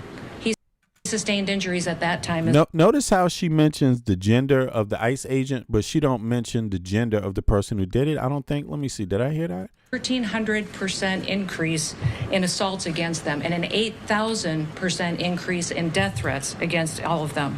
In fact, the very same officer who was attacked today had previously been dragged by an anti-ICE rioter who had rammed him with a car and drug him back in June. You see, so she's saying the gender of the ICE agent. She's not saying the gender of the person that threatened that assaulted, quote unquote, allegedly assaulted the ICE agent, right? I think it's very interesting how she's humanizing or attempting to describe the human aspects of the officer, but the person that's being accused doesn't really have any. He's not a male or a female anymore. It's a it. He sustained injuries at that time as well. And let me remind you why we're all here in this city today and why we've been here. In communities across this country and here in Wrong, not across the country. Certain specific states. Minneapolis, we're just enforcing the laws that we have in this country. For years under President Biden, tens of millions of dangerous criminal illegal aliens, terrorists, and suspected terrorists were allowed to invade our country over our southern border. So this is the reasoning behind why ICE approached her, because she looks like one of these people that Kristi Noam is describing. And here in Minneapolis, we're just enforcing the laws that we have in this country. For years under President Biden, tens of millions of dangerous criminal illegal aliens, terrorists, and suspected terrorists were allowed to invade our country over our southern border. So she looks like a terrorist, a suspected terrorist, according to this officer, right? An illegal terrorist migrant, right? Keep in mind, ICE's job is to deal with illegal immigrants only. That's their job. That's the only job they have. Their job is to not have any interaction with American citizens. She was an American citizen. She might be more American than some of the ICE agents. They were allowed to steal, to defraud, and to perpetuate violence against American citizens. So you see, so now they're here. Now she's getting to the Minnesota part of it. They're allowed to steal, commit fraud, right? So this is her.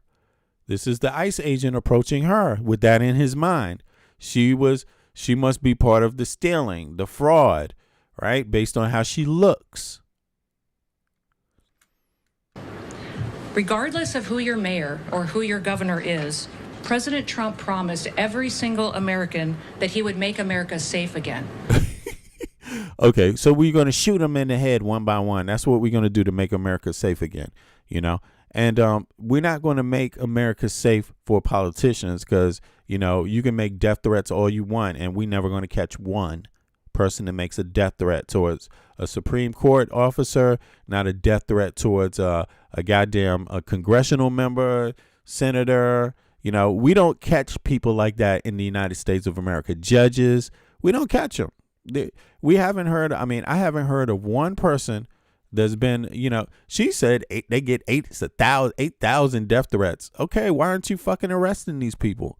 Like, why aren't you good at that? What is it that you're missing? You can invade a foreign country, take out a leader, but you can't catch somebody in the motherfucking United States from, death threats that you perceive to be very real. This is just a whole bunch of bullshit. She went on this long speech, and it's always like this. They talk for hours and, it's always on purpose. This is 12 minutes, anything of substance to what actually happened. No, she described the events totally different than what had happened. Now, apparently there's there's actually protests around the country now. I'm not sure if they're all attached to this, but let me see how Fox covered some of this with Trump. A woman in Minneapolis is dead after an ICE-involved shooting. These are live pictures from Minneapolis. There are videos, as we speak, going around social media showing what happened earlier today between protesters and ICE. We're working on bringing you those videos. You can see one of them on your screen as we speak. Basically, here's what it describes. It shows agents in a truck pulling up to a car that appears to be blocking the road. The two agents get out. They walk up to the driver's side of the car. From there, things escalate quickly. One agent touches the car, and the driver starts driving backwards with the agent's hand still on the car. The driver then hits the gas while another agent appears to be standing in front of the vehicle. That agent, more in front of the car, appears to open fire as the car barrels towards him. DHS telling Fox News the officer who fired the shots had been dragged by a car last June in Minneapolis. We've since learned the driver of the car who was shot was a 37-year-old woman. She was killed. President Trump has weighed in just the last 30 minutes. He wrote, "I have just viewed the clip of the event which took place in Minneapolis. It is a horrible thing to watch. The woman screaming was obviously a professional agitator, and the woman driving the car was very disorderly, obstructing and resisting, who then violently, willfully, and viciously ran over the ICE officer who seems to have shot her in self-defense. It is hard to believe he is alive, but is now recovering in the hospital. The situation is being studied in its entirety. But the reason these incidents are happening is because the radical left is threatening, assaulting, and targeting our law enforcement officers and ICE agents on a daily basis. They are just trying to do the job of making America safe. We need to stand by and protect our law enforcement officers from this radical left movement of violence and hate." Now, not long after the incidents, just a few hours ago, we saw chaos already beginning between law enforcement and rioters on the streets of Minneapolis. Watch.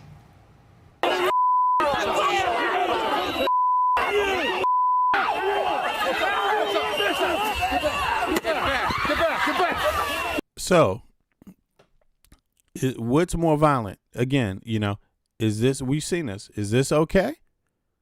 Is this okay? Like, are these interactions okay?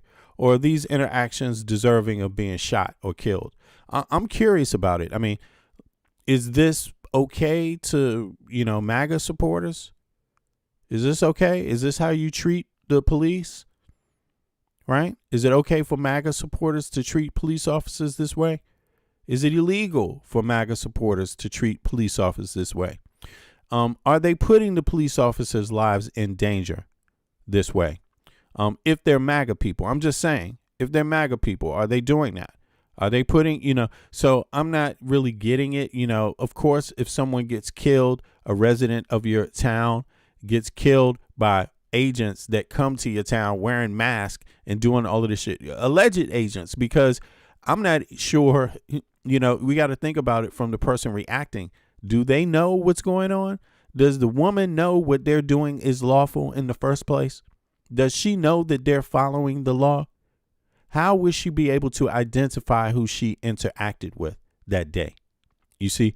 And yeah, I'm just saying, like, I'm just trying to be fair about it. Like, to me, it seems like the descriptions that are highly political, when we're talking about the left, that it's described differently from the right, although the same things may be occurring here. Now, I didn't see nobody beat no police officer upside of the head.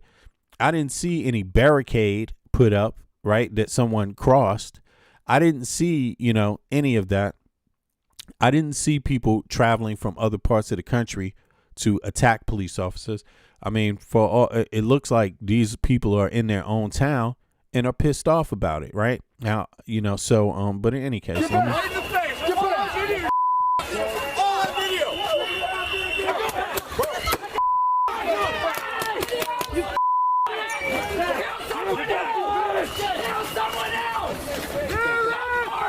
Kill someone else! Don't get killed for this. Don't. It's not worth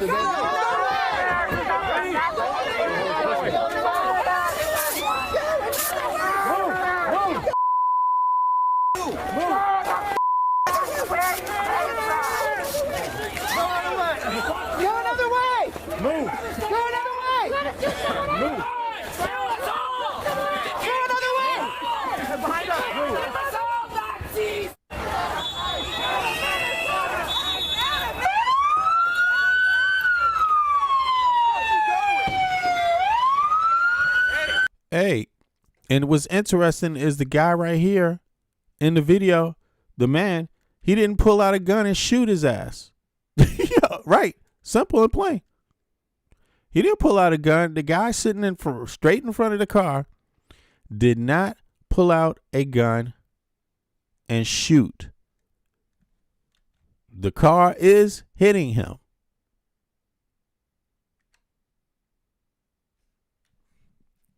The car is hitting the guy. Yeah.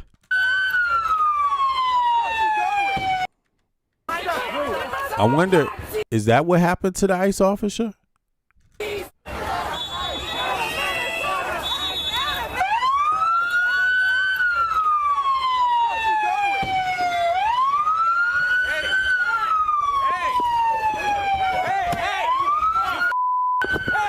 Is that what happened?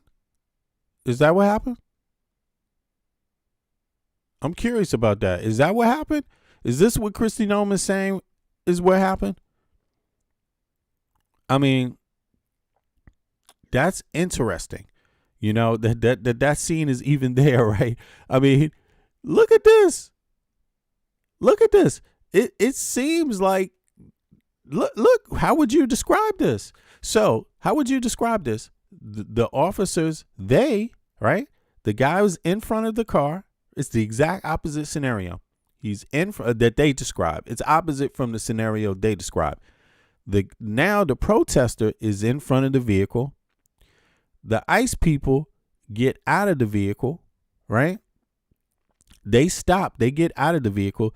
The guy in the front, he's already being pushed. You know, here, let's play it back. Let's play it back. Here.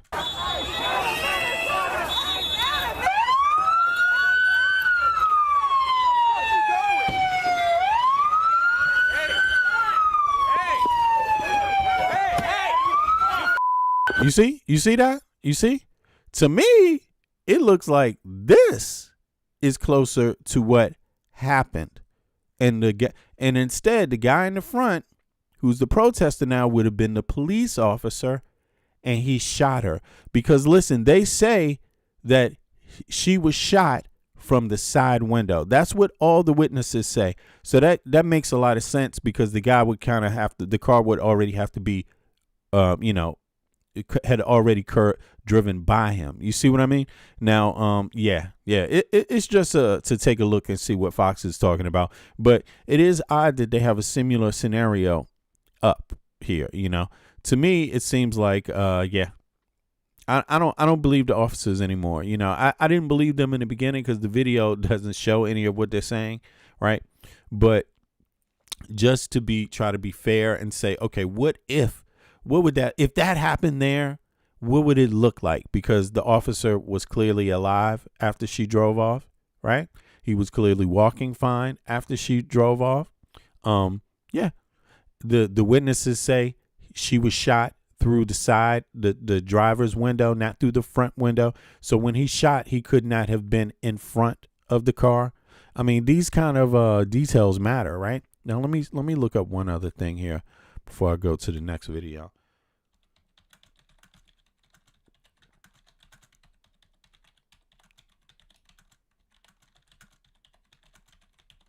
I want to see what they're reporting about the where she was shot at. I heard witnesses say it already, you know, and I've heard it said plenty of times, but just to make sure. Okay, based on verified news reporting, let me go back to the other clip too while I do this. Okay. I can't go back to it. Okay. Based on verified news reporting and the available video footage, the officer who shot Renee Good in Minneapolis did not fire from the front windshield only. Okay, it says only. The shots appeared to have been fired through the side window of her vehicle, specifically the driver's side window, rather than straight through the front windshield. So, again, I don't know why they say only, because was a shot fired? They don't say a shot was fired in the front windshield. But the way they word it, it just sounds like, I don't know, maybe they're responding to a specific report. This is also Fox News reporting saying that, right? So they throw that in there. I've never heard anyone else suggest that he shot through the front window. So that's really interesting that Fox says that Fox kind of eludes. They don't even tell you he shot through the front. They just say only, right? He didn't only shoot from the front. Well, did he shoot from the front at all? They don't tell you. Okay. What footage and eyewitness reports show, witness said the ICE agent fired multiple shots through the driver's side of the window as the SUV began to move away, not just from the front windshield. Okay, so again, that's Fox though. This is Fox. Okay, now Minnesota, let me see. Minnesota Reformer, let's see what they say. One report notes the agent was positioned near the side of the car when he drew his weapon and fired. That's from the Minnesota Reformer. One reporter notes the agent was positioned near the side of the car when he drew his weapon. That means took your weapon from your side and pulled it out. Right. One reporter notes the agent was positioned near the side of the car when he drew his weapon and fired. Another account states agent tried to open the driver's door, then the SUV pulled forward and shots were fired into the vehicle at close range. That's also the Minnesota Reformer. You can Google them.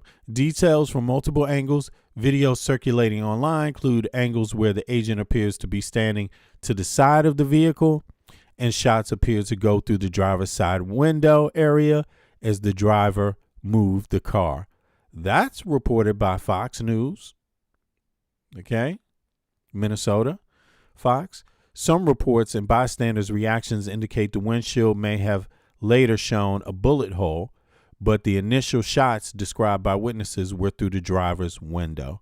That's the Independent, right? Okay, so yeah, just so people know. Now, let me just get out of this clip and get on to the rest of it. Let me see here. That was Trump's response, right? Let me see. Let's go to Lawrence here. See what Lawrence is doing. Then I'm going to be out of here shortly. I just wanted to get past this, the last news from the last 8 hours on the matter. You know what I'm saying? And then I'm going to get on with my day. But I appreciate everybody for coming out. Click the like button. And, you know, if you've never been to my channel before, subscribe. I appreciate everybody. It's been a good 2025 and a good start to 2026. So I appreciate everybody for that, all the help. Bits, Tia, I appreciate you guys too for moderating so much. And also all the memberships that you gave out, Bits. I appreciate you.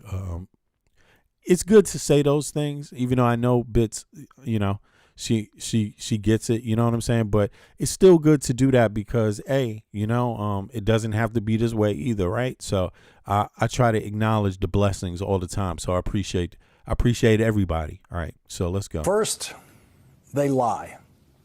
I say this from long, weary experience with the subject. After most unjustifiable shootings by law enforcement officers, first they lie. Today's news has sent me back to the place I really do hate to go, the subject that began my journalism career, police use of deadly force. The first article ever published in the New York Times about the problems associated with police use of deadly force was the first article I ever wrote. That was in 1979. Wow. I've been with that subject ever since. In that article, I made the point, as I have made ever since, that most shootings by police are justified. Most shootings by police are legitimately done in defense of life, most of them. But the worst shootings by the police amount to inflicting the death penalty on the street without trial, without evidence, and without a crime being committed. My first book was titled Deadly Force and described a bad shooting by Boston police in which they told the lie that the man the two officers shot in the back and in the back of the head was trying to run them down with his car. That was a lie. That is a lie that police have been using to justify bad shootings since the invention of the automobile. Prior to the age of video, it was almost impossible to prove that police were lying in situations like that. But beginning with the first video of police crime, the beating of Rodney King in Los Angeles in 1991, we as citizens have been given the opportunity with video to make our own judgments about what we see with our own eyes. And we have that ability tonight, thanks to the video shot by an eyewitness today in Minnesota, where one of Donald Trump's ICE agents shot and killed an unarmed 37-year-old woman for no apparent reason that can be found on the video of that shooting. And first, they lied. Kristi Noam, the cabinet member with jurisdiction over the ICE officer who fired his gun for no apparent reason on the video, as you will see in a moment, told this lie in her very first statement about the shooting, which she issued today at 1:13 p.m. She said they were attempting to push out their vehicle, and a woman attacked them and those surrounding them. That's a quote. She said, our ICE officers were out in enforcement action. Yeah, I mean, we saw the video. They weren't attempting. Their vehicle may have been stuck, but they weren't attempting to push their vehicle because they were behind her vehicle. They were just standing behind her vehicle. She didn't even attempt to run them over. They were standing there for a minute maybe, right? So just talking, these agents, they weren't even coming after her. The agents that Kristi Noam is claiming were trying to get their vehicles out, they weren't even, number one, they weren't actively doing anything with the vehicle. And number two, they were standing behind her vehicle, just standing there talking to themselves. They weren't even concerned about the woman. It's the other ICE agents that showed up and without any reasoning tried to take her out of her car without any legal authority. That's the issue. Why are they trying to get an American citizen who has not committed any traffic violation? And keep in mind, these are not law enforcement. These are not Minneapolis police. This is ICE. They're only there to deal with illegal immigrants. So they can't really have any reasoning like that. And if you can't see that there's plenty of cars on the street that were standing there waiting, if you can't see that she's actually there waiting, I don't get it. I don't really get it, but in any case, they weren't actively trying to move their vehicle. That's not what they were doing. The federal officers were behind her vehicle, just talking to themselves, not even interacting with the woman. So Kristi Noam was wrong about that. She lied about that openly. That's an open, pale-faced lie, if you could say that, right? So a bald-faced lie, I don't know. What do you say? Is it? Excuse me. It's some kind of it's just a lie. All right. It's fuck the adjectives. It's just a lie. It's a Kristi Noam lie. Stuck in the snow because of the adverse those surrounding them. That's a quote. She said, our ICE officers were out in enforcement action. They got stuck in the snow because of the adverse weather that is in Minneapolis. They were attempting to push out their vehicle, and a woman attacked them and those around them. When you watch this video, you will see they were not stuck in the snow. You will see there was no snow on the pavement where the ICE vehicle was. You will see they were not attempting. They were actually blocking the road themselves, which they typically do. You know what I'm saying? So, yeah. To push their vehicle out of any snow. They were driving their vehicle and they stopped their vehicle and they got out of their vehicle. And they didn't get any snow on their boots when they got out of their vehicle because there was no snow on the ground under their vehicle. Damn. 2 hours after Kristi Noam said that, Donald Trump told this lie, saying that the dead woman, who the Minneapolis Star-Tribune identified as Renee Nicole Good, was, quote, that she viciously ran over the ICE officer. That is a vicious Donald Trump lie. Donald Trump began that statement by saying, quote, "I have just viewed the clip of the event. Not one person who has seen the video of the event has said that the car ran over the ICE officer." The only person to tell that lie is Donald Trump. And Donald Trump is the person who will make sure that there will be no honest federal investigation of what happened today. Donald Trump's Justice Department will not investigate that shooting as a possible murder, as they should, because Donald Trump has already decided the case. And he's decided it with a lie. Kristi Noam has already decided the case. And what Donald Trump... Facts. Yo, facts. He is the detective. I mean, he's doing police work. I mean, but I'm not too sure what his background is, if he's also a lawyer or something like that too. But in any case, big up to Lawrence O'Donnell. I mean, he's really is a high, he appears to be a person that has appreciation for solid ethics. You know what I mean? Like, really. So. Yeah. Said to every ICE officer and every federal officer working for him today in his immigration raids is, "I will absolve you of any crime you might commit in the course of doing my bidding, including murder if necessary, and I will do it immediately." In a tweet. At 6:20 p.m., Kristi Noam made her second public statement, and this time she added, no doubt on the advice of lawyers, the very specific language necessary to make this kind of shooting legal if and only if that language is true. Kristi Noam said, quote, "ICE agents repeatedly ordered her to get out of the car and to stop obstructing law enforcement, but she refused to obey their commands. She then proceeded to weaponize her vehicle, and she attempted to run a law enforcement officer over it. Well, this appears as an attempt to kill or to cause bodily harm to agents, an act of domestic terrorism, the ICE officer fearing for his life." And here are the key words the Justice Department lawyers no doubt added to Kristi Noam's statement this evening in an attempt to make this shooting legal. Kristi Noam said, "The ICE officer fearing for his life and the other officers around him and the safety of the public fired defensive shots." If those words are true, the shooting is legal. You haven't listened? Right. Yeah. And, that just, I'm sorry, but they have witnesses, they have witnesses. And this is in and keep in mind, I believe there can be state charges filed against them also, not just federal. So, and the state charges may come out to be worse, because, number one, you can't get a pardon. Right. I'm going to look that up. But I'm pretty sure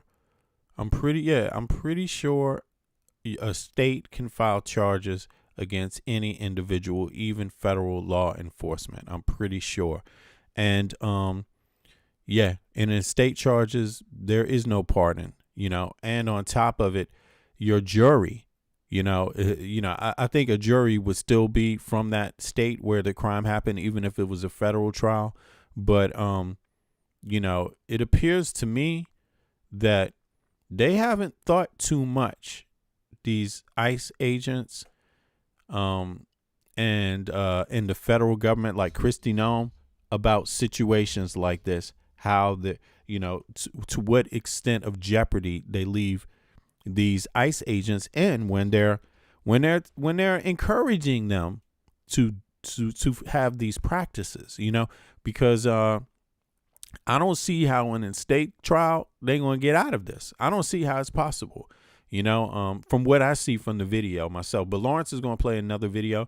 Maybe it's different. But how could that officer be fearing for his life with an unarmed woman who was not trying to run him down with her car? How could he be fearing for his life in the final shots that he was firing at her when he was standing beside her car as it was driving past him?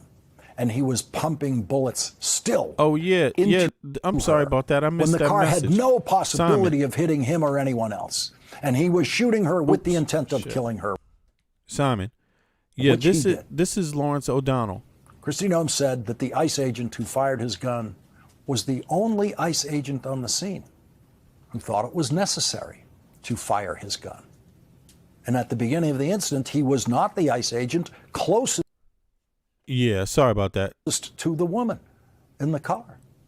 That agent who was closest thought there was no problem. There was no reason to fire a gun.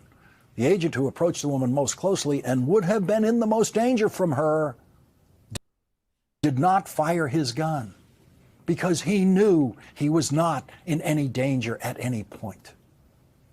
Kristi Noam said that the shooter was treated at a local hospital. You will see video of the shooter never being touched by that vehicle, and then without any hindrance at all, walking all the way down the street to where the car crashes with a dying woman bleeding to death at the wheel. And then he walks all the way back, and you'll... You know, yeah, they do have two sides, two directions of the video. One is at a distance. The second direction, the second camera angle is at a distance, but it does cover the whole scene. And I think if you zoom in very, very closely, you will see that this is not what's going on. And on top of that, we got to understand that there's always more video footage coming out. You know, so this is the thing again. The environment that we live in, thank God for video cameras. Thank God for front porch cameras. Thank God for this technology, cell phone cameras. Thank God. Because all of this is cell phone stuff. I mean, I'm all of it is cell phone. Even the one at a distance is somebody with their cell phone, you know? And yeah, it appears that that's the only justice you're going to get is from the cell phone, you know, because you could see how these agents are not, even from the top, are not willing to tell the truth about what they actually witnessed. Even on tape, they will imagine something. Even when you show it to them on tape, they will literally make up something completely different that is not inside of the tape at all. You know, and there should be that should be considered a crime in itself. You know, for lying should be a crime. And you shouldn't be able to look at a tape and then just describe the tape totally different. Nah, that shouldn't actually be allowed, if you ask me. If you know that the woman was unarmed, you should be, by law, be required to say it. If you know that the officer that shot her shot into the side passenger window, you should be required by law to say it in your description of the events. Kristi Noam didn't say any of that stuff. Why is she not saying it? Because she knows it alludes to them lying. Look, the only way that this guy should pull out his gun and shoot, right? It would have been if he was standing in front of the vehicle, right? And she was actually running him over. But that would be through the front windshield. That's not what happened here. That's not what happened. If he was standing in front and she was driving towards him, he would have shot through the front window. He has to explain that in a court. He has to explain it. And the bottom line is he's going to say, oh, yeah, because when I finally did shoot, I wasn't in imminent danger. That's what he's going to say. That's what he's going to have to say. That's not what Kristi Noam is saying. So you'll see him walk back on that video, and you will see he does not limp. And Simon, Seaman. Är det Seaman eller är du danska, Seaman? Or are you Danish or someplace else? Because in Danish, we say Seaman to that name. Yeah, okay. But in English, we say Simon. So I'm going to call Simon unless you say you're Danish. But yeah. Let me see here. Deceiver. Oh, that's a... Why should anybody believe you, man? Your name is Deceiver. He will say, I dodged the car and went and then started blasting. Right, Deceiver. But that's what I'm trying to say. That doesn't work. You can't do it after, my friend. You have to do it in the moment. You know what I'm saying? Otherwise, it doesn't count. You're not in danger anymore. See, you have to be in imminent danger when you pull the trigger. That's what has to happen. And you got to describe the events too, you know, and it's already been described. They said there's a witness that said when he pulled his weapon out of his holster, when he grabbed his weapon and pulled it up and aimed it, he was on the side of the vehicle firing in. You understand that when you put all these things together? So the bottom line is It doesn't matter what the second is. The moment you're not in imminent danger and you have a weapon in your hand, you cannot use it anymore. You're not in defense anymore. You're not defending yourself anymore. That's the law, the standard of the law. You see what I'm saying? So he can say whatever the hell he want to say. I say go ahead and say that. Go to court and say that, my man. I hope you do. And I hope you go to state trial and say those words. I hope you say exactly what Deceiver said. I dodged the car and then started blasting. Guilty. Murder. There it is. It might not be murder 1, but it's going to be murder 2. And you will see he appears completely unharmed. You'll see. Okay, big up, Greece. What's up, man? Him grabbing for his phone. You won't see any evidence of him being injured in any way. But what you will see is reason to believe that they are lying. I'm going to show you this video now. It's 1 minute long. It is very painful to watch. I've been studying evidence like this in my entire journalistic career, and I always hate looking at it. So keep in mind the following lies when you're watching this video. First of all, you will see that Donald Trump is lying when he said that the woman behind the wheel, quote, viciously ran over the ICE officer. That's a lie. No one gets run over. No one was run over, not even close. That's the easy part. You will also see the lies of Kristi Noam. You will see as this video begins that the ICE agents were not attempting to push their vehicle out of snow. You will see that the ICE agents were not stuck in snow. You'll see no snow on the pavement. They were not attempting to push their vehicle. You will see that they had plenty of room to drive their car around the Honda Pilot driven by Renee Good if they wanted to. If they wanted to get around her, there was plenty of room in the other lane. You will see what appears to be Renee Good's attempt at some point to get out of their way by driving away. One of the officers apparently was telling her to leave. So drive. Oh, shit. Oh, shit. You know, and it looks like that because that's what I was saying. Look, the officers that were standing behind her car the whole time in the video, they're not trying to engage her. They weren't engaging her at all. It's the ones that pulled up later in the video that engaged her. So I never thought of that, but it appears to be true because the officers that were there already on the scene, they weren't engaging her at all. They weren't telling her get out of her car. They weren't attempting to arrest her. They weren't attempting anything. It's the ones that showed up later in the scene. Driving away would make sense, or attempting to drive away would make sense. And as you watch this video, remember that you live in a country where the Supreme Court decided long ago that law enforcement is not allowed to shoot to kill anyone simply because they are fleeing if you think that she is fleeing. It used to be legal to shoot anyone in most states if they were fleeing from anything, a misdemeanor, anything. Drive through a stop sign by mistake, then flee from police trying to get you to stop, and they could just shoot and kill you in most states. Perfectly legal in this country. To get the Exactly. That's why I was saying, listen, at all times in the United States, you have the right to be afraid, you know, and if you are being approached and you have not done anything, you actually have the right to flee. You see what I mean? Like straight up, if you're afraid for your life, just like under certain circumstances, if the police are afraid for their life, they have the right to protect themselves.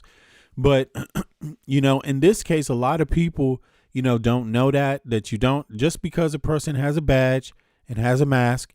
If you have a reason, any reason, if it hits you and you are afraid, if you think your rights are going to be violated or you could potentially be harmed, if that's your fear, if you're in fear of being harmed, you have the right to flee. And they do not have the right to go shooting after you because you're fleeing, you know, and that's what people need to know. I don't know why Kristi Noam doesn't seem to want to tell people that, especially the people that work for her, right? But that is the law under the Supreme Court. You know, yeah, because we do have officers that commit crimes. We do have federal agents that commit crimes. That's not unheard of. It's actually prosecuted in the United States of America, you know. Yeah, we have people that pose as police officers. We have people that are part of real crime syndicates. We have people that that pose as federal officers that are part of real crime syndicates, in the United States. I'm not talking about in other countries. In the United States, The death penalty on the street for something that... Yeah, Simon. When it's telling her to leave, the other one is telling her to get out of the car. So she's confused. Yeah. And when you see the video, I don't know if you saw the video because I just saw the video again for the second time. It's like the police officers were there behind her car. They're just standing there talking to themselves the federal agents, without engaging her at all when the other ones show up and suddenly start trying to engage her. So it's obvious that the ones that were there already, they did not see her as a threat. They did not see her as an illegal immigrant. That's clear. They were not trying to get her to get out of her car. The ones that were there already. That's obvious in the video. It's the ones that show up after that do all of this. That you wouldn't get jailed for if you were fleeing. But the Supreme Court changed that in the 1980s. Hollywood did not. Or it's after. I would say it's after the other ones show up where all this shit just starts breaking loose. I would say that. The dude that showed up in the scene and the one on the left side is you can see him directly going with the intent to escalate the situation without communicating with the other two before. Exactly. They didn't communicate with the ones on the scene already at all. They just approached her pretty aggressively, I would say. It looks like they're saying, get out of the car, get out of the car. Like, speaking disrespectfully to an American citizen, like you're a dog and you're just supposed to, while you're minding your business, following the law, someone can approach you in a badge aggressively and talk down to you and, and make you feel like, damn, man, what the fuck is going on here? Basically it's actually poor training. If now there might be more things, personal intention there. He might be a bigot. He might be prejudiced. It may not be about color. It could be any kind of bigotry. Maybe you're a liberal. Fuck liberals. I'm tired of this liberal shit today, man. Fuck it. Get out of the car. It could be that kind of bigotry. It could be any kind, right? But I got to tell you, law enforcement in a lot of countries are not trained to do this. They're trained not to approach people like that at all, to be honest. And there's probably good reason why they're trained to not approach people like that. And, now it's obvious there's nothing being done right here in this video. Like you said, they didn't communicate with the other agents on the scene. So they missed a whole lot of information that would have been useful to them interacting with this woman. But they just went on instinct, like the other agents weren't even there already, So I agree with you. That right there is a poor sign of any kind of detective policing, any kind of law enforcement, Not get the message. So many people still believe, thanks to the poisonous understanding of law enforcement that Hollywood has delivered consistently, that of course police can shoot at any fleeing vehicle for any reason. But they cannot. That's against the law. Yeah, they can't. So if Renee Good was trying to flee or drive away, the ICE agents could pursue her, but they could not shoot her. They could not kill her, but they did. But it's bigotry. It's political bigotry, basically. It is, because they know that they're not supposed to, but they've been given this idea to feel like liberals don't have rights. And you can kill liberals because of their political views. That's basically what's being given out from the Trump administration, and that puts a lot of liberals in fear. That puts a lot of people in fear. And keep in mind, liberals are a big group. They're not one specific kind. They're a broad tent. So there's various different kinds of liberals. Some are mildly liberal. Some are more conservative, even though they're liberal. There's different types, and but they sent this message out here that if you don't agree with them, then you're the scum. You don't belong in the country, and we have the right to kill you. And they're not putting out the message of solidarity that although you have different political beliefs, I still respect you. You're still an American like me. That's not the message that they're sending out. That's also not the message they're sending out in terms of how they do their enforcement. It's not a verbal message they're sending out. it's not an enforcement in terms of how they conduct their duties. They're not giving you that message either. So it's problematic. Honestly, when it's problematic actually. So, but let me let Lawrence play, and then I'm gonna get up out of here. I just want to see what he says. He has some real insightful coverage, new journalism indeed. So let's see here. Here's that video. I think Midas Touch also covered it a little bit. Let me see if I can find that. But this one I'm going to play for sure. Let's see. That proves just how much Donald Trump lied about this event and exposes the lies Kristi Noam has told about this event so far. We don't yet know, as we never do with videos like this, what happened just before this video begins. Surely there'll be more evidence developing about that over the coming days. We don't know what happened before the video begins.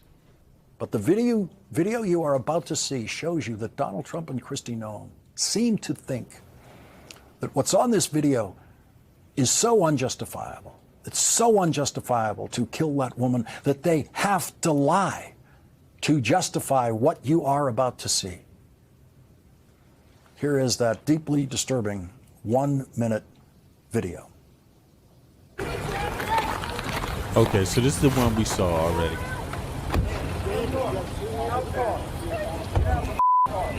Now, they actually cut it. Listen, they actually cut the video short because I don't know if you noticed, just in this video, the other agents are not standing behind her car. When it really starts, when the cell phone footage starts, there's 2 agents already in her car, and they go and get into the vehicle to the right.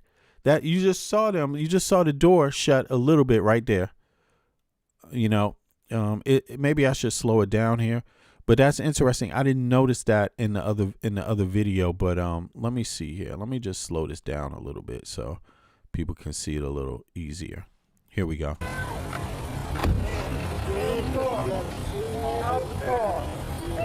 You see right there? Boom. He shuts the door in the other vehicle. So they're getting in their vehicle. The other federal agents are about to move their car out of the fucking road. That's exactly what they're about to do.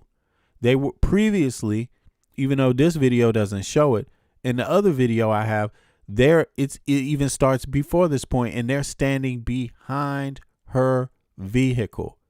During that short time, they moved. When the camera went over to look at the new feds arriving, they calmly walked from behind her vehicle after talking for, I don't know, maybe 30 seconds or sometime. They weren't even interacting with her, it appears. Maybe they were a little bit, but when the camera pans to the new agents, they are walking and getting into their car and about to leave. They're busted. They're busted. I mean, there couldn't be a more clearer case against this officer in this shooting, like straight up. In fact, I'm just going to go over to the other video because it shows exactly the same thing, and then go back to Lawrence's. Here we go. Look at this. This is better. So look at this. Let's watch this one more time. Here it is. I think it's still in slow-mo. Here we go, y'all. You see? So the 2 officers are already there in the back. You see that? Another vehicle leaves. Now those 2 officers are walking to their vehicle now. You see? These are agents. Now the camera pans to the right again. I mean, to the left. The camera pans to the left to observe what else is going on. Right? There's more cars waiting. These 2 ICE agents get out of the car and they approach her like she's obstructing. They walk up to her car. They don't have their weapons out. They don't consider her a threat whatsoever. They're just saying to her, get out of the car. Look, the other 2 agents, you can see they're now getting into their car and leaving. And these 2 agents are telling her to get out of the car. No!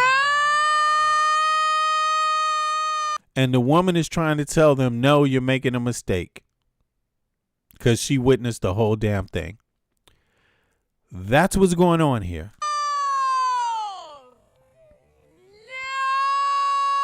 You could see the officers right there. Look. You could see the, I don't know. Hold on. Let me blow this up. You could see the officer that they say shot the weapon. You could see him right now. He's not in front of this car. This car is not headed in his trajectory. Look at this, which is probably why he lied his ass off. Let me make this bigger. Sorry, damn.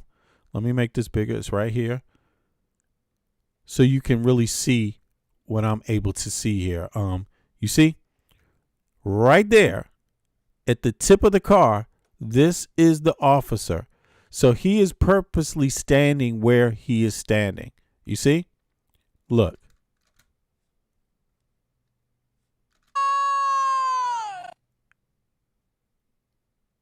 You see? He fires into the side of the car.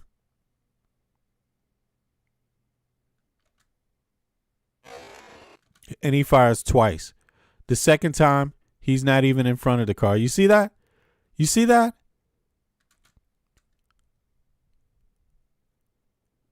So the officer that fired the weapon, he's fully on the camera scene.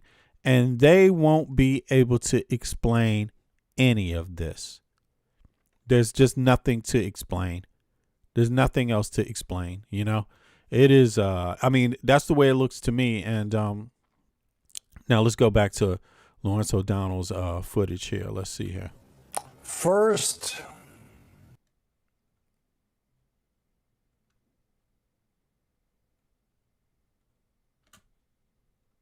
they lie. I say this from long, weary experience with the subject. After most unjustifiable shootings by law enforcement officers, first they to justify what you are about to see. Here is that deeply disturbing 1-minute video.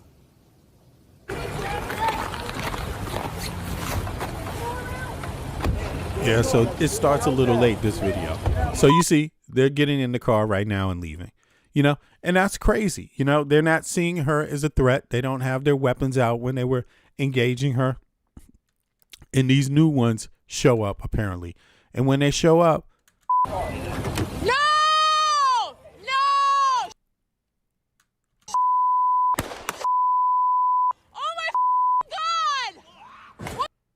and she crashes into another car. And, you know, the gaslighting part is when they say, we're doing this to make your streets safe. We had to stop her because she was a danger to her community. Now they're saying she was a terrorist.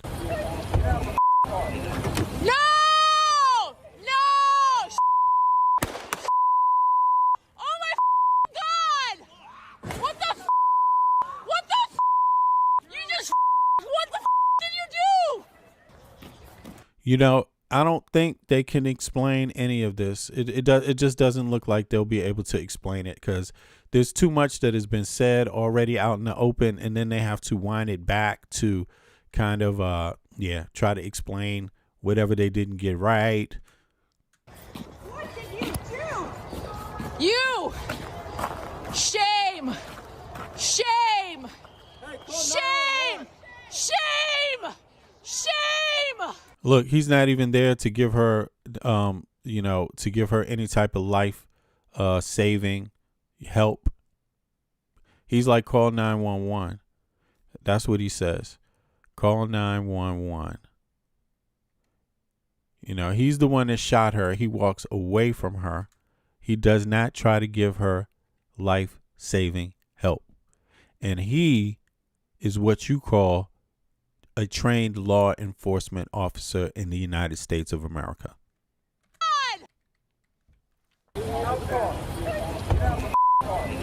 No! Oh my God! Yeah, he's nowhere near the car when he's shooting.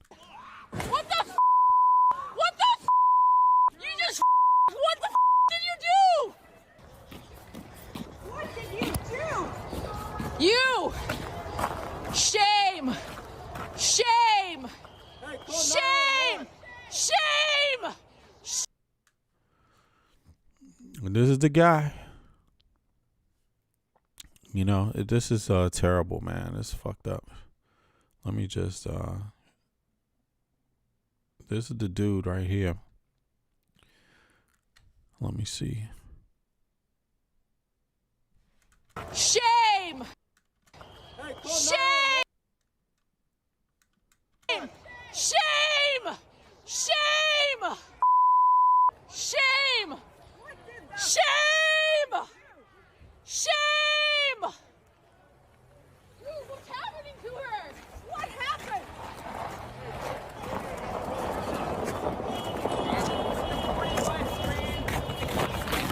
Dude.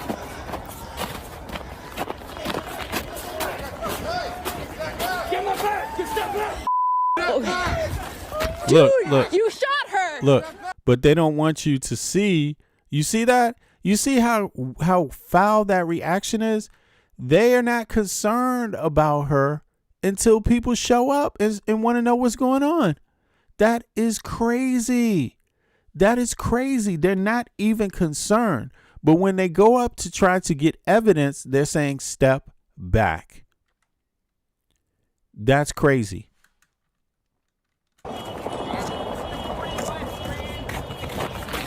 Dude.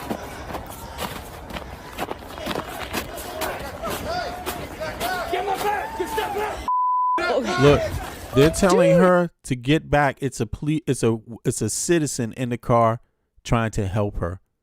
And they're telling the other woman with the camera to step back. They didn't even stay to give life-saving help. That man, you can't explain it. Her. I'm trying to help. No. You shot someone in the face. All the way back. Dude.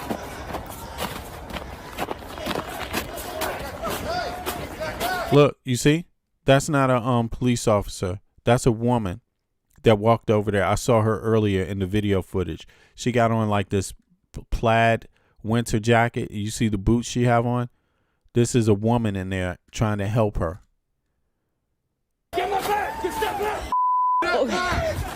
Dude, you shot her! I'm trying to help! No! You shot someone in the face! All the way back! You see? So there it is, y'all. Yeah, I don't know what to say about this anymore. I mean, it seems really obvious what's going on here. Let me close out with this Midas Touch coverage of the Congress. I think they spoke. Some congressional members spoke with Midas Touch earlier today. So here we have it. Big up to Midas Touch again for all the wonderful reporting that Ben Marcellus and others are doing. At the Midas Touch, like seriously, because yeah, somebody has to do it big. Right. And he's doing it big. And for people that don't know the Midas Touch, Ben is also he's also an attorney, right? A practicing attorney. He works for the Marcellus firm, right? But he's one of the, I don't know if he's the son of but in any case, he has a lot of experience in litigation. I believe he's also a professor of law too, I believe. Right. Let me know if I'm wrong about that. But I believe he actually teaches law, too. But in any case, so those of you that want to know about one of the leading left leaning or freedom, I would just say democracy news agencies out there, Midas Touch is top grade. And they're really, on the case right now for democracy in the U.S. So support their channel, support everything they do. I'm talking to my EU listeners because a lot of people in the EU, they don't know about Midas Touch. I know that, right? So I tell everybody you got to, one of the news, and even in the States, a lot of my friends in the States that didn't know maybe last year, I hipped them to Midas Touch also. So but anyway, I think he has an interview with one of the congressional members or two that are speaking about this. So let's see what coverage they did. Members of Congress are stopping to speak with the Midas Touch Network's D.C. Bureau, positioned on Capitol Hill, to answer your questions, to speak to the issues you want to hear, and to reveal information that they are not sharing with anyone else. Midas Touch Network has opened up our Washington, D.C. bureau in 2026. And as you know, Pablo Manriquez is there on Capitol Hill. He's joined the Midas Touch Network to get these clips exclusively for you. Most of these clips have since gone mega viral. Oh, you can hear the victim saying, "I need help." Are you serious? Sleeshy, you serious?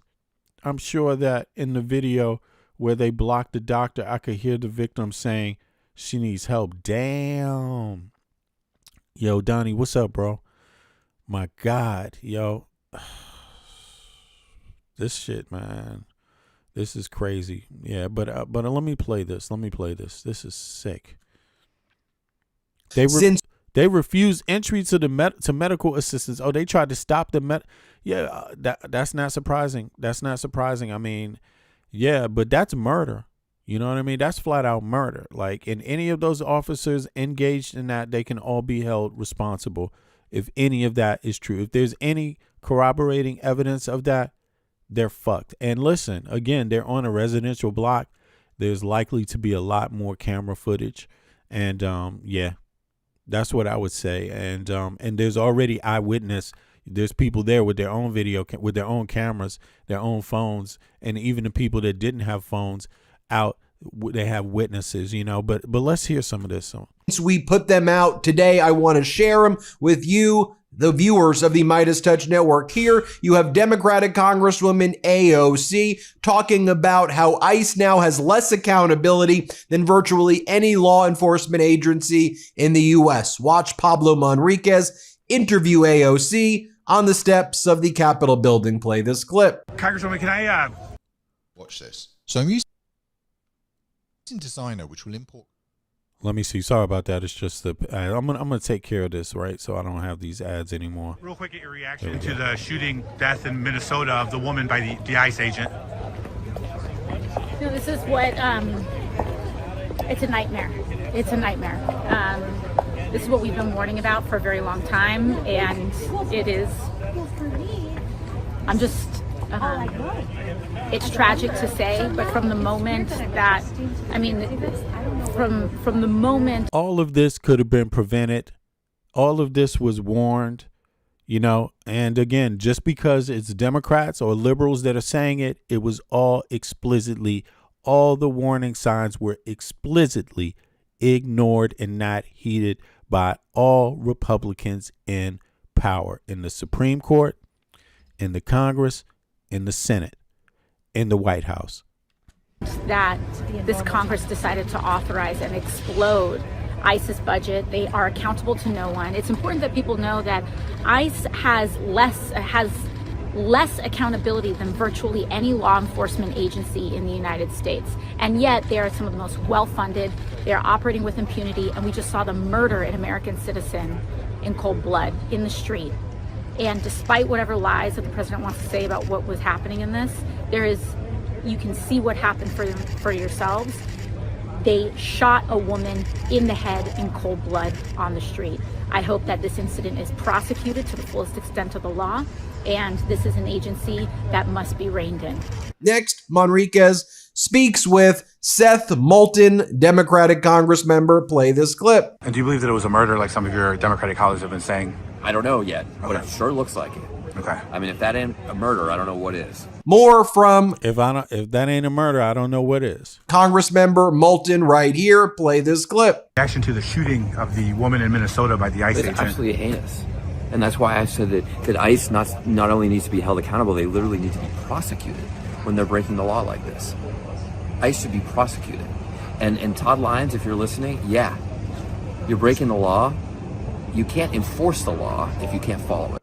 Now, I got to tell people, a lot of people don't know this, you know, that I'm an American citizen, but I live outside of the U.S. I live in Denmark, and Denmark's a pretty peaceful country, you know, and I would know this because I come from Washington, D.C. myself, born and raised and left there when I was 30 years old, basically, right?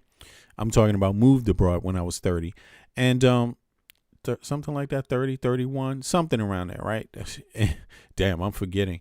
But in any case, You know, I know what it's like to live in a country that has violence, and I know what it's like to live in a country that has far, far, far, far, far, far less.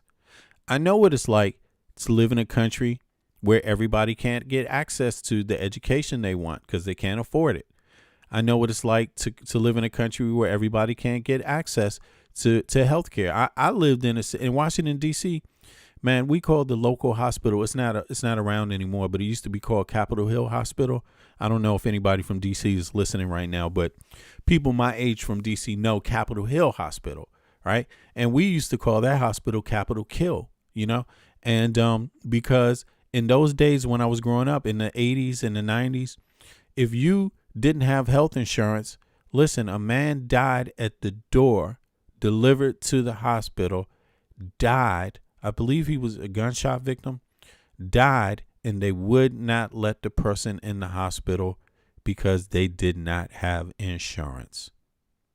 And that is what moved the Obama era things, because this is after the Reagan era and after the Bush era. That's what moved Congress to try to expand health care to make sure that everyone gets medical care, emergency medical care. That's what did it. American citizens were dying in all types. I just described one type. No, across the country, people were being denied for all kinds of things. You know, emergency assistance. That's what moved Congress to pass the Health Care Act that now Congress has stolen from people. Was it perfect? No, but it got more people covered, right? Is it something that Democrats had to make concessions to Republicans to get? Yes, absolutely. The reason why you pay so much is because Republicans insist on the level of privatization. They insist on you having 4 different administrators, which brings the fees up for nothing. The fees are astronomical.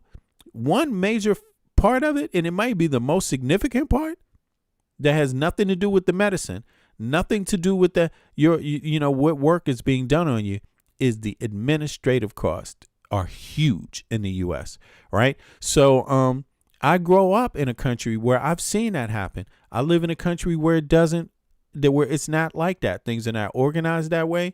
It's more peaceful. So I know that things can be done different. I know the rewards of things being done different.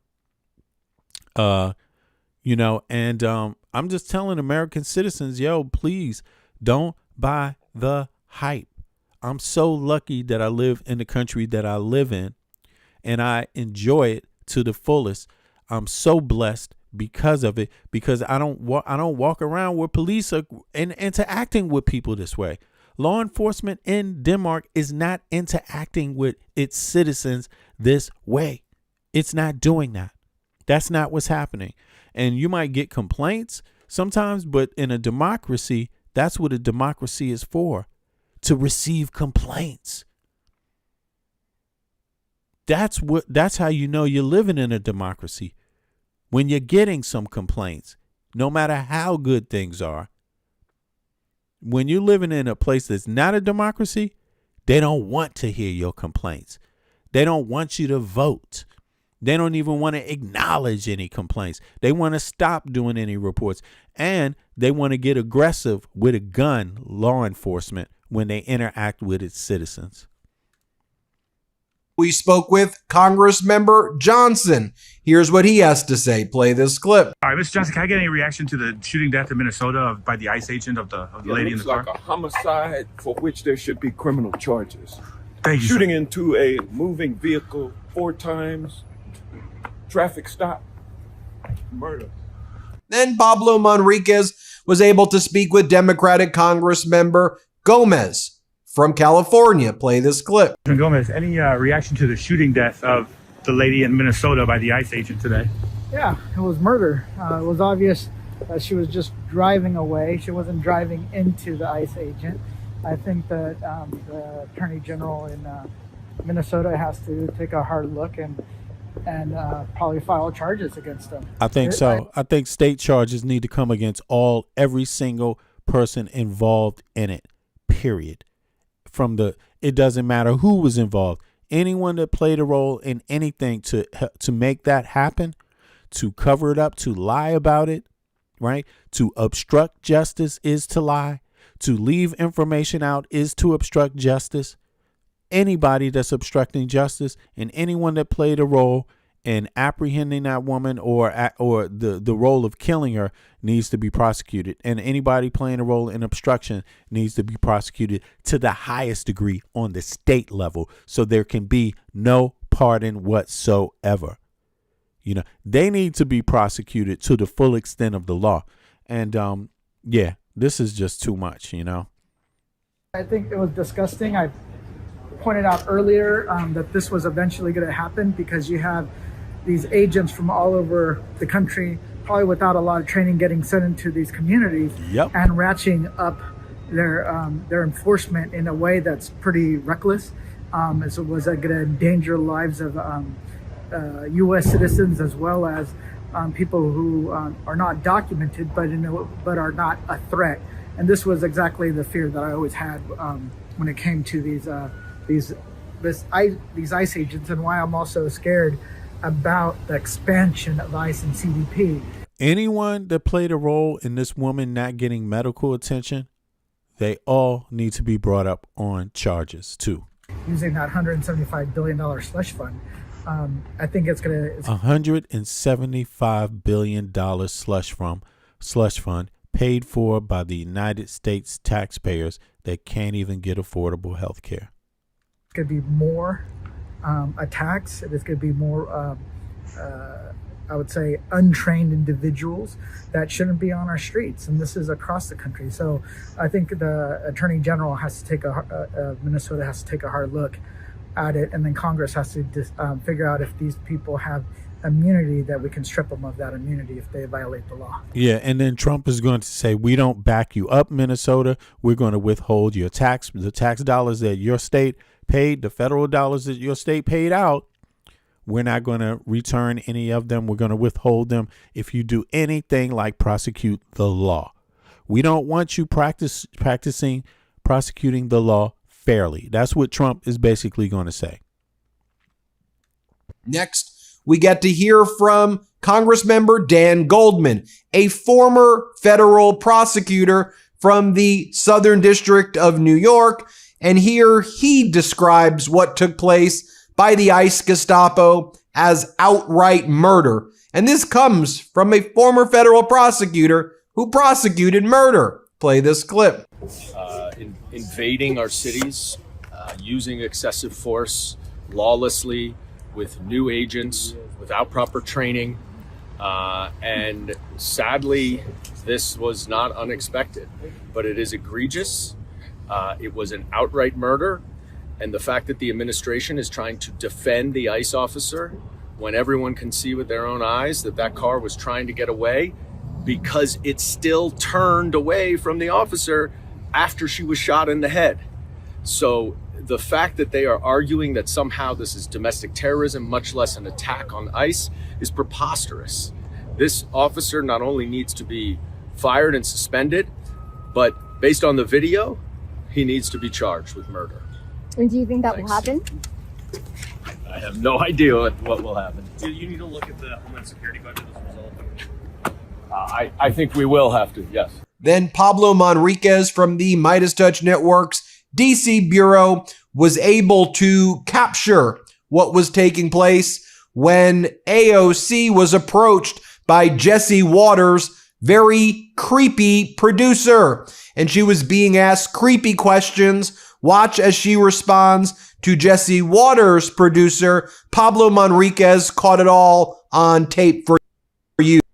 Play this clip. Appropriations. Would you join him? He accused me of,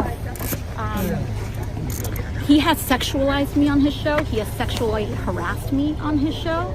He has engaged in horrific, sexually exploitative That's rhetoric. not true, Congresswoman. It is true. It is true because he accused me of wanting to quote unquote sleep with Stephen Miller. So why don't you tell me what you think is acceptable to tell a woman?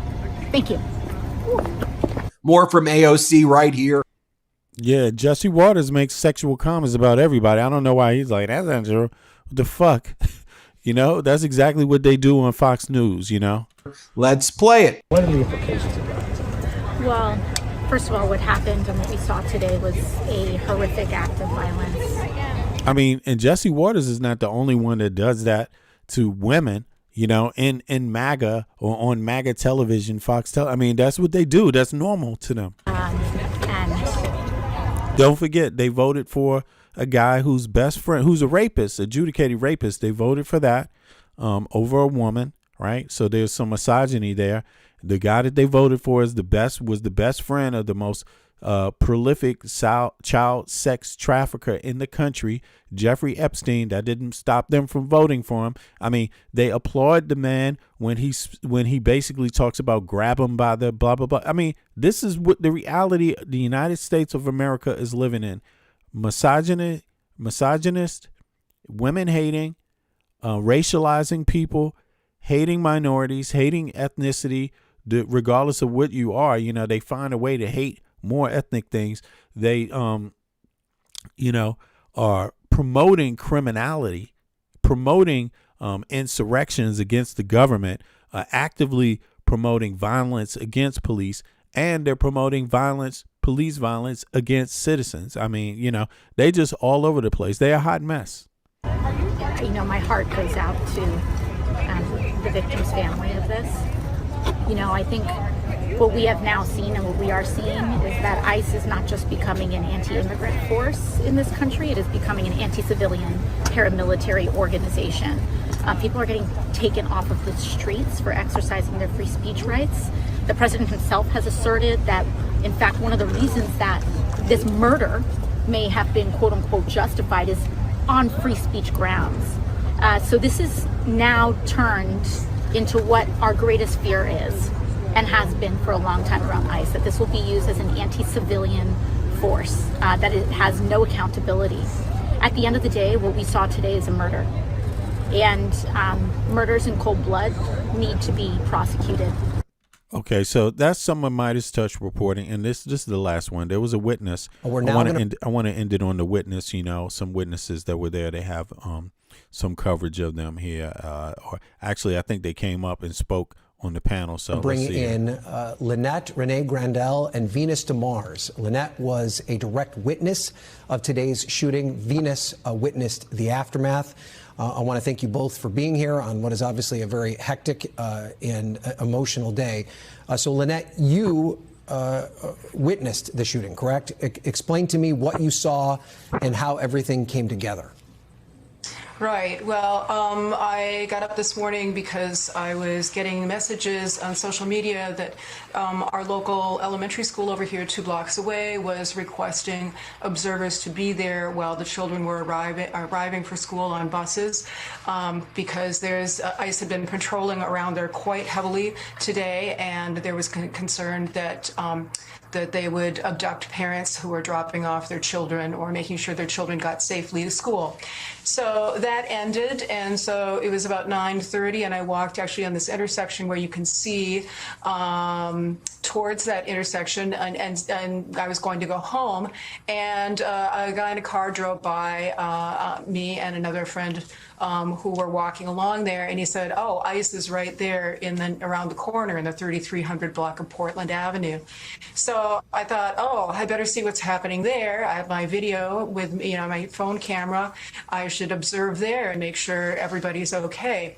So I walked around the corner, and there were a lot of ICE vehicles stopped in the middle of the street, not quite where you see it would be north to the right of what you're looking at right now. And I was also surprised there was one vehicle, you're looking at it now, that was sort of askew in the lane. And I wasn't sure what was going on with that. I didn't see any ICE vehicles or ICE officers in front of it. It seemed that all the activity was pretty far behind it. Vehicles and ICE officers on foot on both sides of the street. And I was thinking, oh, they must be targeting a house or an apartment or something like that. So I was looking at all of that, and there were several of us, I would say, kind of scattered up and down the block. on the sidewalks, yelling at the ICE officials. And then shortly after I passed this vehicle, you can actually see the car turned away. Even the officer that is at the tip of the vehicle, that appears at the kind of tip, scattered up and down. right there. See, you can see him. There's one at her door trying to open her door, and there's another one that he's blocking. You can't see. So he's at the tip of the vehicle, and you can even see she's turning away from him. On the block, on the side. Look, you see? The car's turning away. Walks, yelling at. You see? And he shoots, and he is not in front of the car when he shoots. At the ICE officials. And then shortly after I passed this vehicle, I would say less than 60 seconds after I passed her, I heard these 3 pops, shot, shot, shot, pop, pop, pop. And I knew it was gunfire, and it was pop, pop, pop. And then almost immediately the crash of her hitting that parked car you can kind of see up there across the street. Yeah. It wasn't clear to me if she had been parked. There's a parking line, and then where the ICE officers are standing, you can sort of see the stripes. That's a big bicycle lane. So like the driving lanes are way over there. Right now, she's moving into the driving lane. Right now. No, and there is no way. Wait, Lynette, can I stop you? I want to make a point there. So the area that is covered in snow, that's actually a bike lane. That would not even be an area that a car would drive through, is what you're saying. Right. It's a parking lane, and then you'd have to drive across it to get out of the parked area by the curb. Yeah. Okay, so they have they have bike lanes there. Okay, and it's covered up by snow. So where the officer is parked, he's only partially, the other ICE, they're only partially blocking the road. But the ICE people that pull up behind her and interact with her, they blocking the road. They didn't even pull to the side, and that's what's amazing. But let's see this again. See?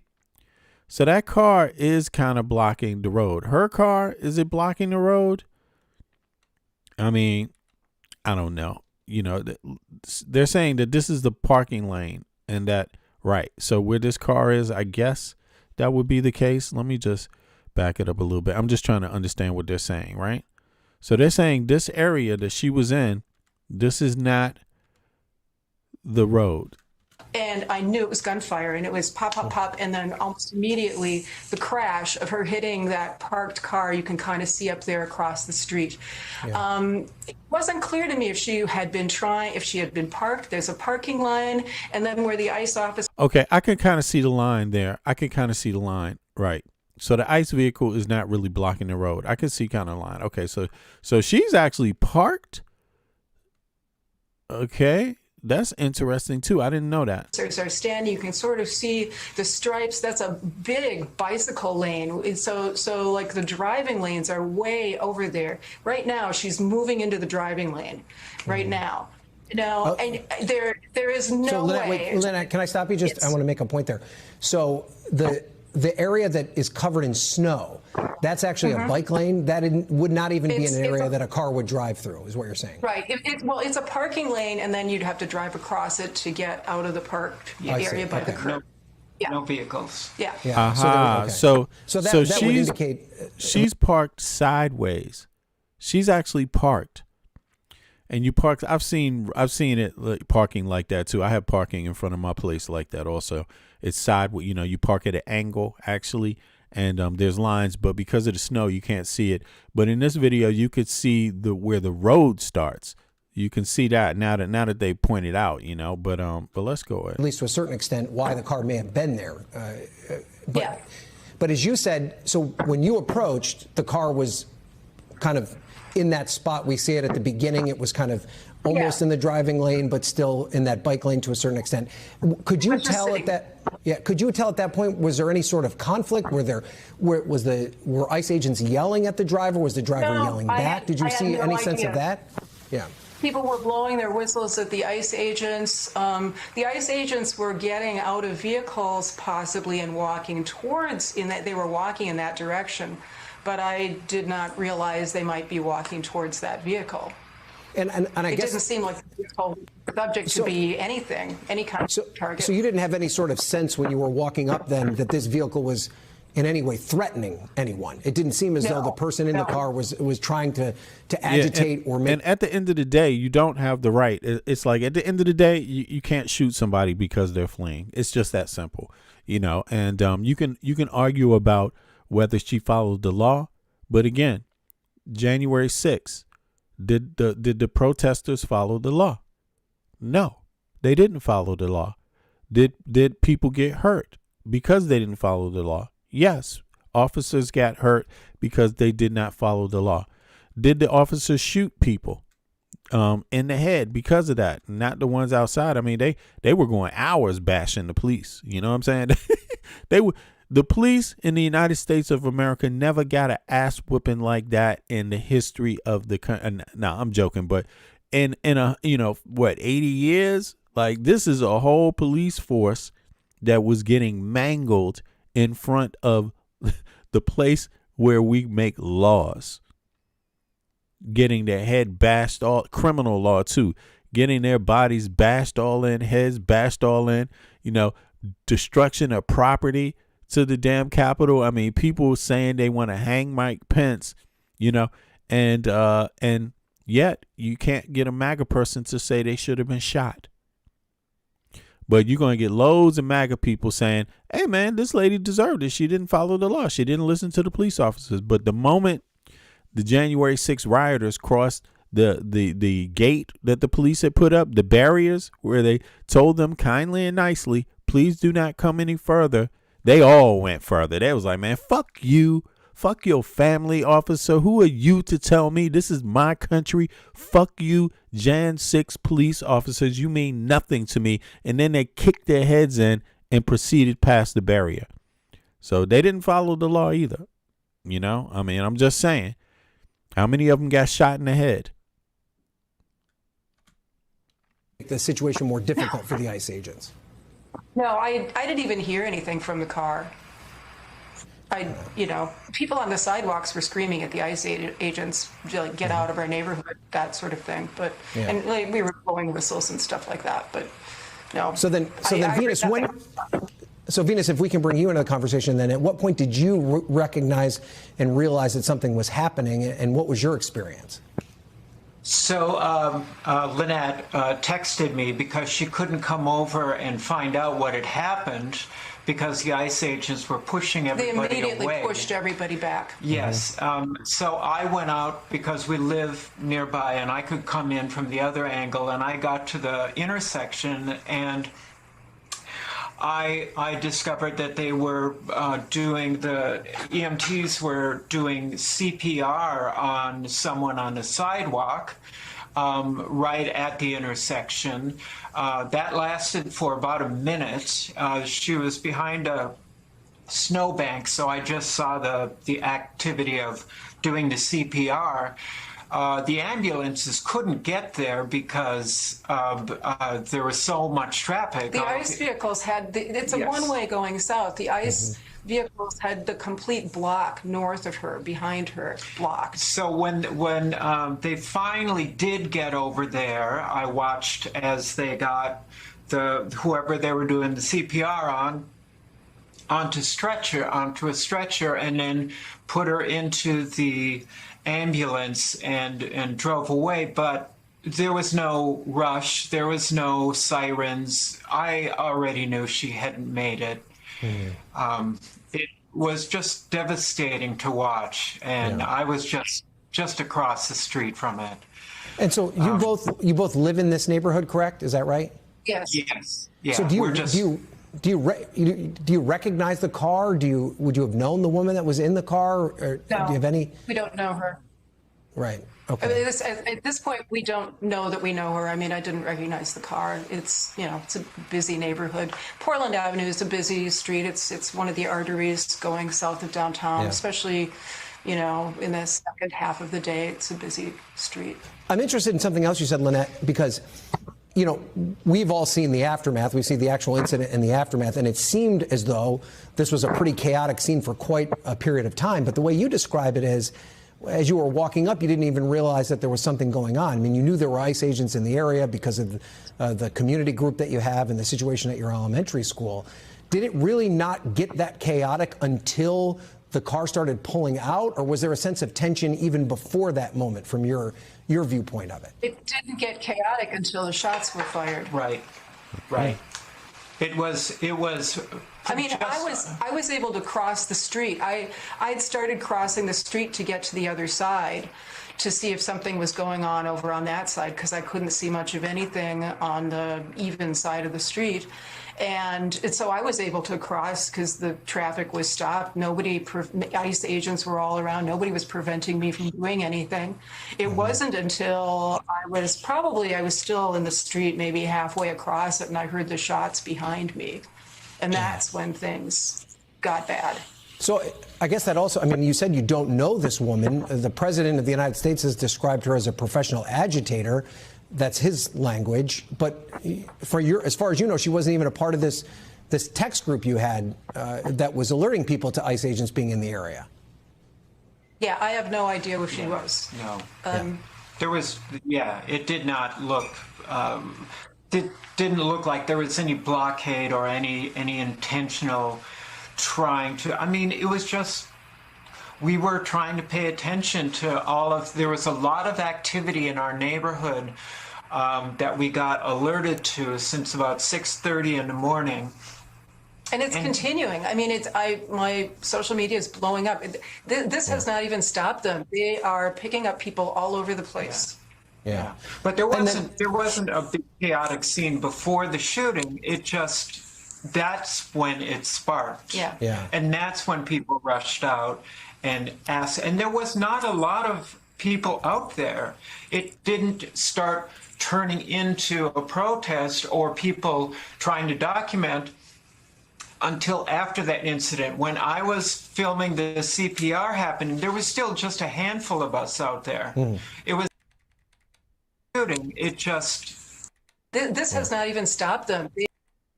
Got alerted to since about 6:30. Okay, so it looks like there's a bullet hole right here in the front to the side of the corner. So that I can see. Okay. In our neighborhood that we got alerted to since about 6:30 in the morning. But she had her window down, so they fired 4 shots. The one officer fired 4 shots at her, basically. Continuing. I mean, or agent, I guess, right? Is that what that is? Yeah, because it's not a officer of the law. It's not a police officer, right? Social media is blowing up. This has not even stopped them. Yeah, her window was down, so. They are picking up people all over the place. Yeah. But there wasn't a big chaotic scene before the shooting.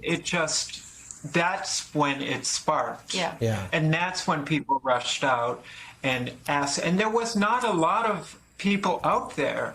It didn't start turning into a protest or people trying to document until after that incident. When I was filming the CPR happening, there was still just a handful of us out there.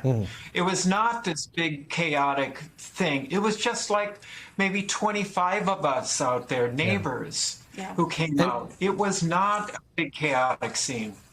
And did either of you at any point see a DHS or ICE vehicle that appeared to be stuck in the snow? I mean, I can't imagine. There's no snow. You're Minnesotans. There's no snow. There's no snow in the road. I mean, you can see it here. It may not look the same from the side, but this is the top view. I don't really see snow on the road from what they described. You can see, look, you can see right here. Here's the line. This is a clear view of the road. There's lines. This is is it a one way or 2 lanes? It's 2 lanes. I don't know if it's one way, but it's 2 lanes, right? To the right, there's a line on the side to the right where the cars are. You can see it, the first white car. If you look at the first white car, to the top of that, just above that, to the north of that, there's a line. That is the barrier of the road, the driving part of the road. That's the right side barrier. To the left, if you look at the left of the screen where you see these yellow things, right, begin, right, you could see the other barrier to the other side of the road, the barrier on the left side. Everything else is parking to the left of that barrier, and everything to the right of that line where we were first talking about is parking. So It's just there's no snow on that road. There's no snow. So you know how to drive in snow. On Park. I heard there was one on the 3300 block of Park. But anywhere near the scene? Anywhere near the scene that you witnessed? Well, it would be 2 blocks away. Right. So apparently Kristi Noam is talking about a car that was 2 blocks away. And Kristi Noam does a lot of, fabricating. I call it fabricating because when someone asks you what happened, you are supposed to mention the details relevant to the scene. She not only leaves out loads of details that are relevant to the scene, but she adds information from the entire area. It's like, what the fuck? 2 blocks. We came to town and somebody 5 blocks away said, fuck ICE. And on the scene of the crime, by the way, this is what happened. She just mixes up everything. The people in the state don't like us and they're already hostile towards us. They don't like us being there. And this is what happens when federal law enforcement shows up to a state where people don't like federal law enforcement. It always turns out this way. That's basically how she described it. Yeah. But nothing directly connected to the incident that you can tell. If they're stuck in the snow, people are going to stand and laugh at them and photograph them, but they're not in any danger. Yeah. Okay. All right. And then the last question I have for you guys just before we go is how concerned are you now about the subsequent protests that could take place, especially given the fact that Minneapolis has already been through so much when it comes to those kind of protests? I'm not worried about a protest. What I'm worried about is the reaction from the government with what's the rhetoric already that we're hearing about this professional agitation and all of that. That's what I'm worried about. I am worried about that too, that they will bring in outside agitators. Actually, the protest community in the Twin Cities is pretty well organized, but it's a lot of the outsiders who come in who try to cause problems, and that I believe is what led to some of the burning on Lake Street. We lived through that, but we were out with our neighbors in the alley, making sure that people didn't come through and burn down our garages and houses. But it wasn't. Well, I appreciate you both sharing your story. That's terrible. I'm sorry that you had to witness that and that you're All right, dealing y'all. with all of that aftermath. I'm I hope out. you and your I'll see you all later on today. I appreciate everybody for coming out, and we will catch up soon. I mean, this has just been a horrific event. It's like it's hard to understand like why this is happening. I mean, I know it's politically motivated. All of it is it's by design. All of it's by design. I would even say it's really an attack on our democracy. I mean, this is just one of the arms of it and of the attacks, to make civilians feel like they're criminals, like they don't have rights, like you shouldn't say anything. Your freedom of speech is the problem. Stop dissenting. Stop stating your opinion. If you have an opinion that you don't like, we're going to come after you too. It's just it's sad. It's sad to watch this, but the end is going to be the people. It's our country. We're the citizens. The country is nothing without its citizens, and I suggest all citizens uphold all their rights and stop trying to weaponize the government against other citizens, because this is where these billionaires, they're getting paid every day off of this. While we're suffering, while we're losing our health care, while our freedom of speech is being denied, they're making loads of money while they're starving out the people. So on that note, I'm out. I'm going to catch you guys in about 8 hours from now. I appreciate it, everybody. Peace. Impeach Trump, goddammit. Impeach Trump. Impeach some Supreme Court justices while you at it too. Impeach some administrators. Impeach them all, Impeach them all, yo. It's not easy in the world for the poor man, the one that brought you to reality. See, they don't want you to know about the black sheep. Leaving 7 roads to the 12 families all around the globe with an ancient code. Is it really asking a lot to say a death old? Cause we sitting on the earth earth, looking back at extinct. And I'm standing on some ground that's about to sink. I ain't scared for a minute, I ain't about to blink. But I documented for the world what I see and think. Feel we on the call and I feel we on the break. All Congress gonna do is waste paper and ink. Vote or die. You voted and you'll die. You can have it both ways, can't say it's a lie. You can march all you want, but they playing you wrong. They only understand war, it's the same old song. They want war, all they really want is a war. Diversionary tactic to make the big score. The diamonds in the morning, you know they want more. But they wanna keep you low, so they manifest the war. War, all they really want is a war. Diversionary tactic to make the big score. The diamonds in the morning, you know they want more. But they wanna keep you low, so they manifest the war. Like the lotus coming out of the mud with colors, I create envy in those with power but jealous. I unify the poor with my song, the hell with the others. Descended the way they treat indigenous brothers, cause I understand we link forever. They try to hate us even though that we keep it together. I'm not talking about controlling the air or the weather. I'm talking about maintaining the truth, the high endeavor. A rebel drops bombs in the midst of trouble. The free world counterattack and now there's double. But nature gets the shit in a way to settle. If you stop the machines for a minute, you might hear. But they won't, cause the TVs whisper in the ear. And capitalism has eyes that don't fear. And they cloud up and get crazy and won't steer. And like an ad, it's hard to get an ass to listen. Living like this is like living in prison. It's hard to keep hope when you're living in prison. The spiritual thoughts, so yes, the mental prison. The outside, yes, it's got to get through. Something's gotta die, so something here can live. Your life is nothing if you got nothing to give. Keeping the spiritual, yes, disguised as religion. Controlling your mind, the mental prison. They want war, all they really want is a war. Diversionary tactic to make the big score. The diamonds in the morning, you know they want more. But they wanna keep you low, so they manifest the war. War, all they really want is a war. Diversionary tactic to make the big score. The diamonds in the morning, you know they want more. But they wanna keep you low, so they manifest the war.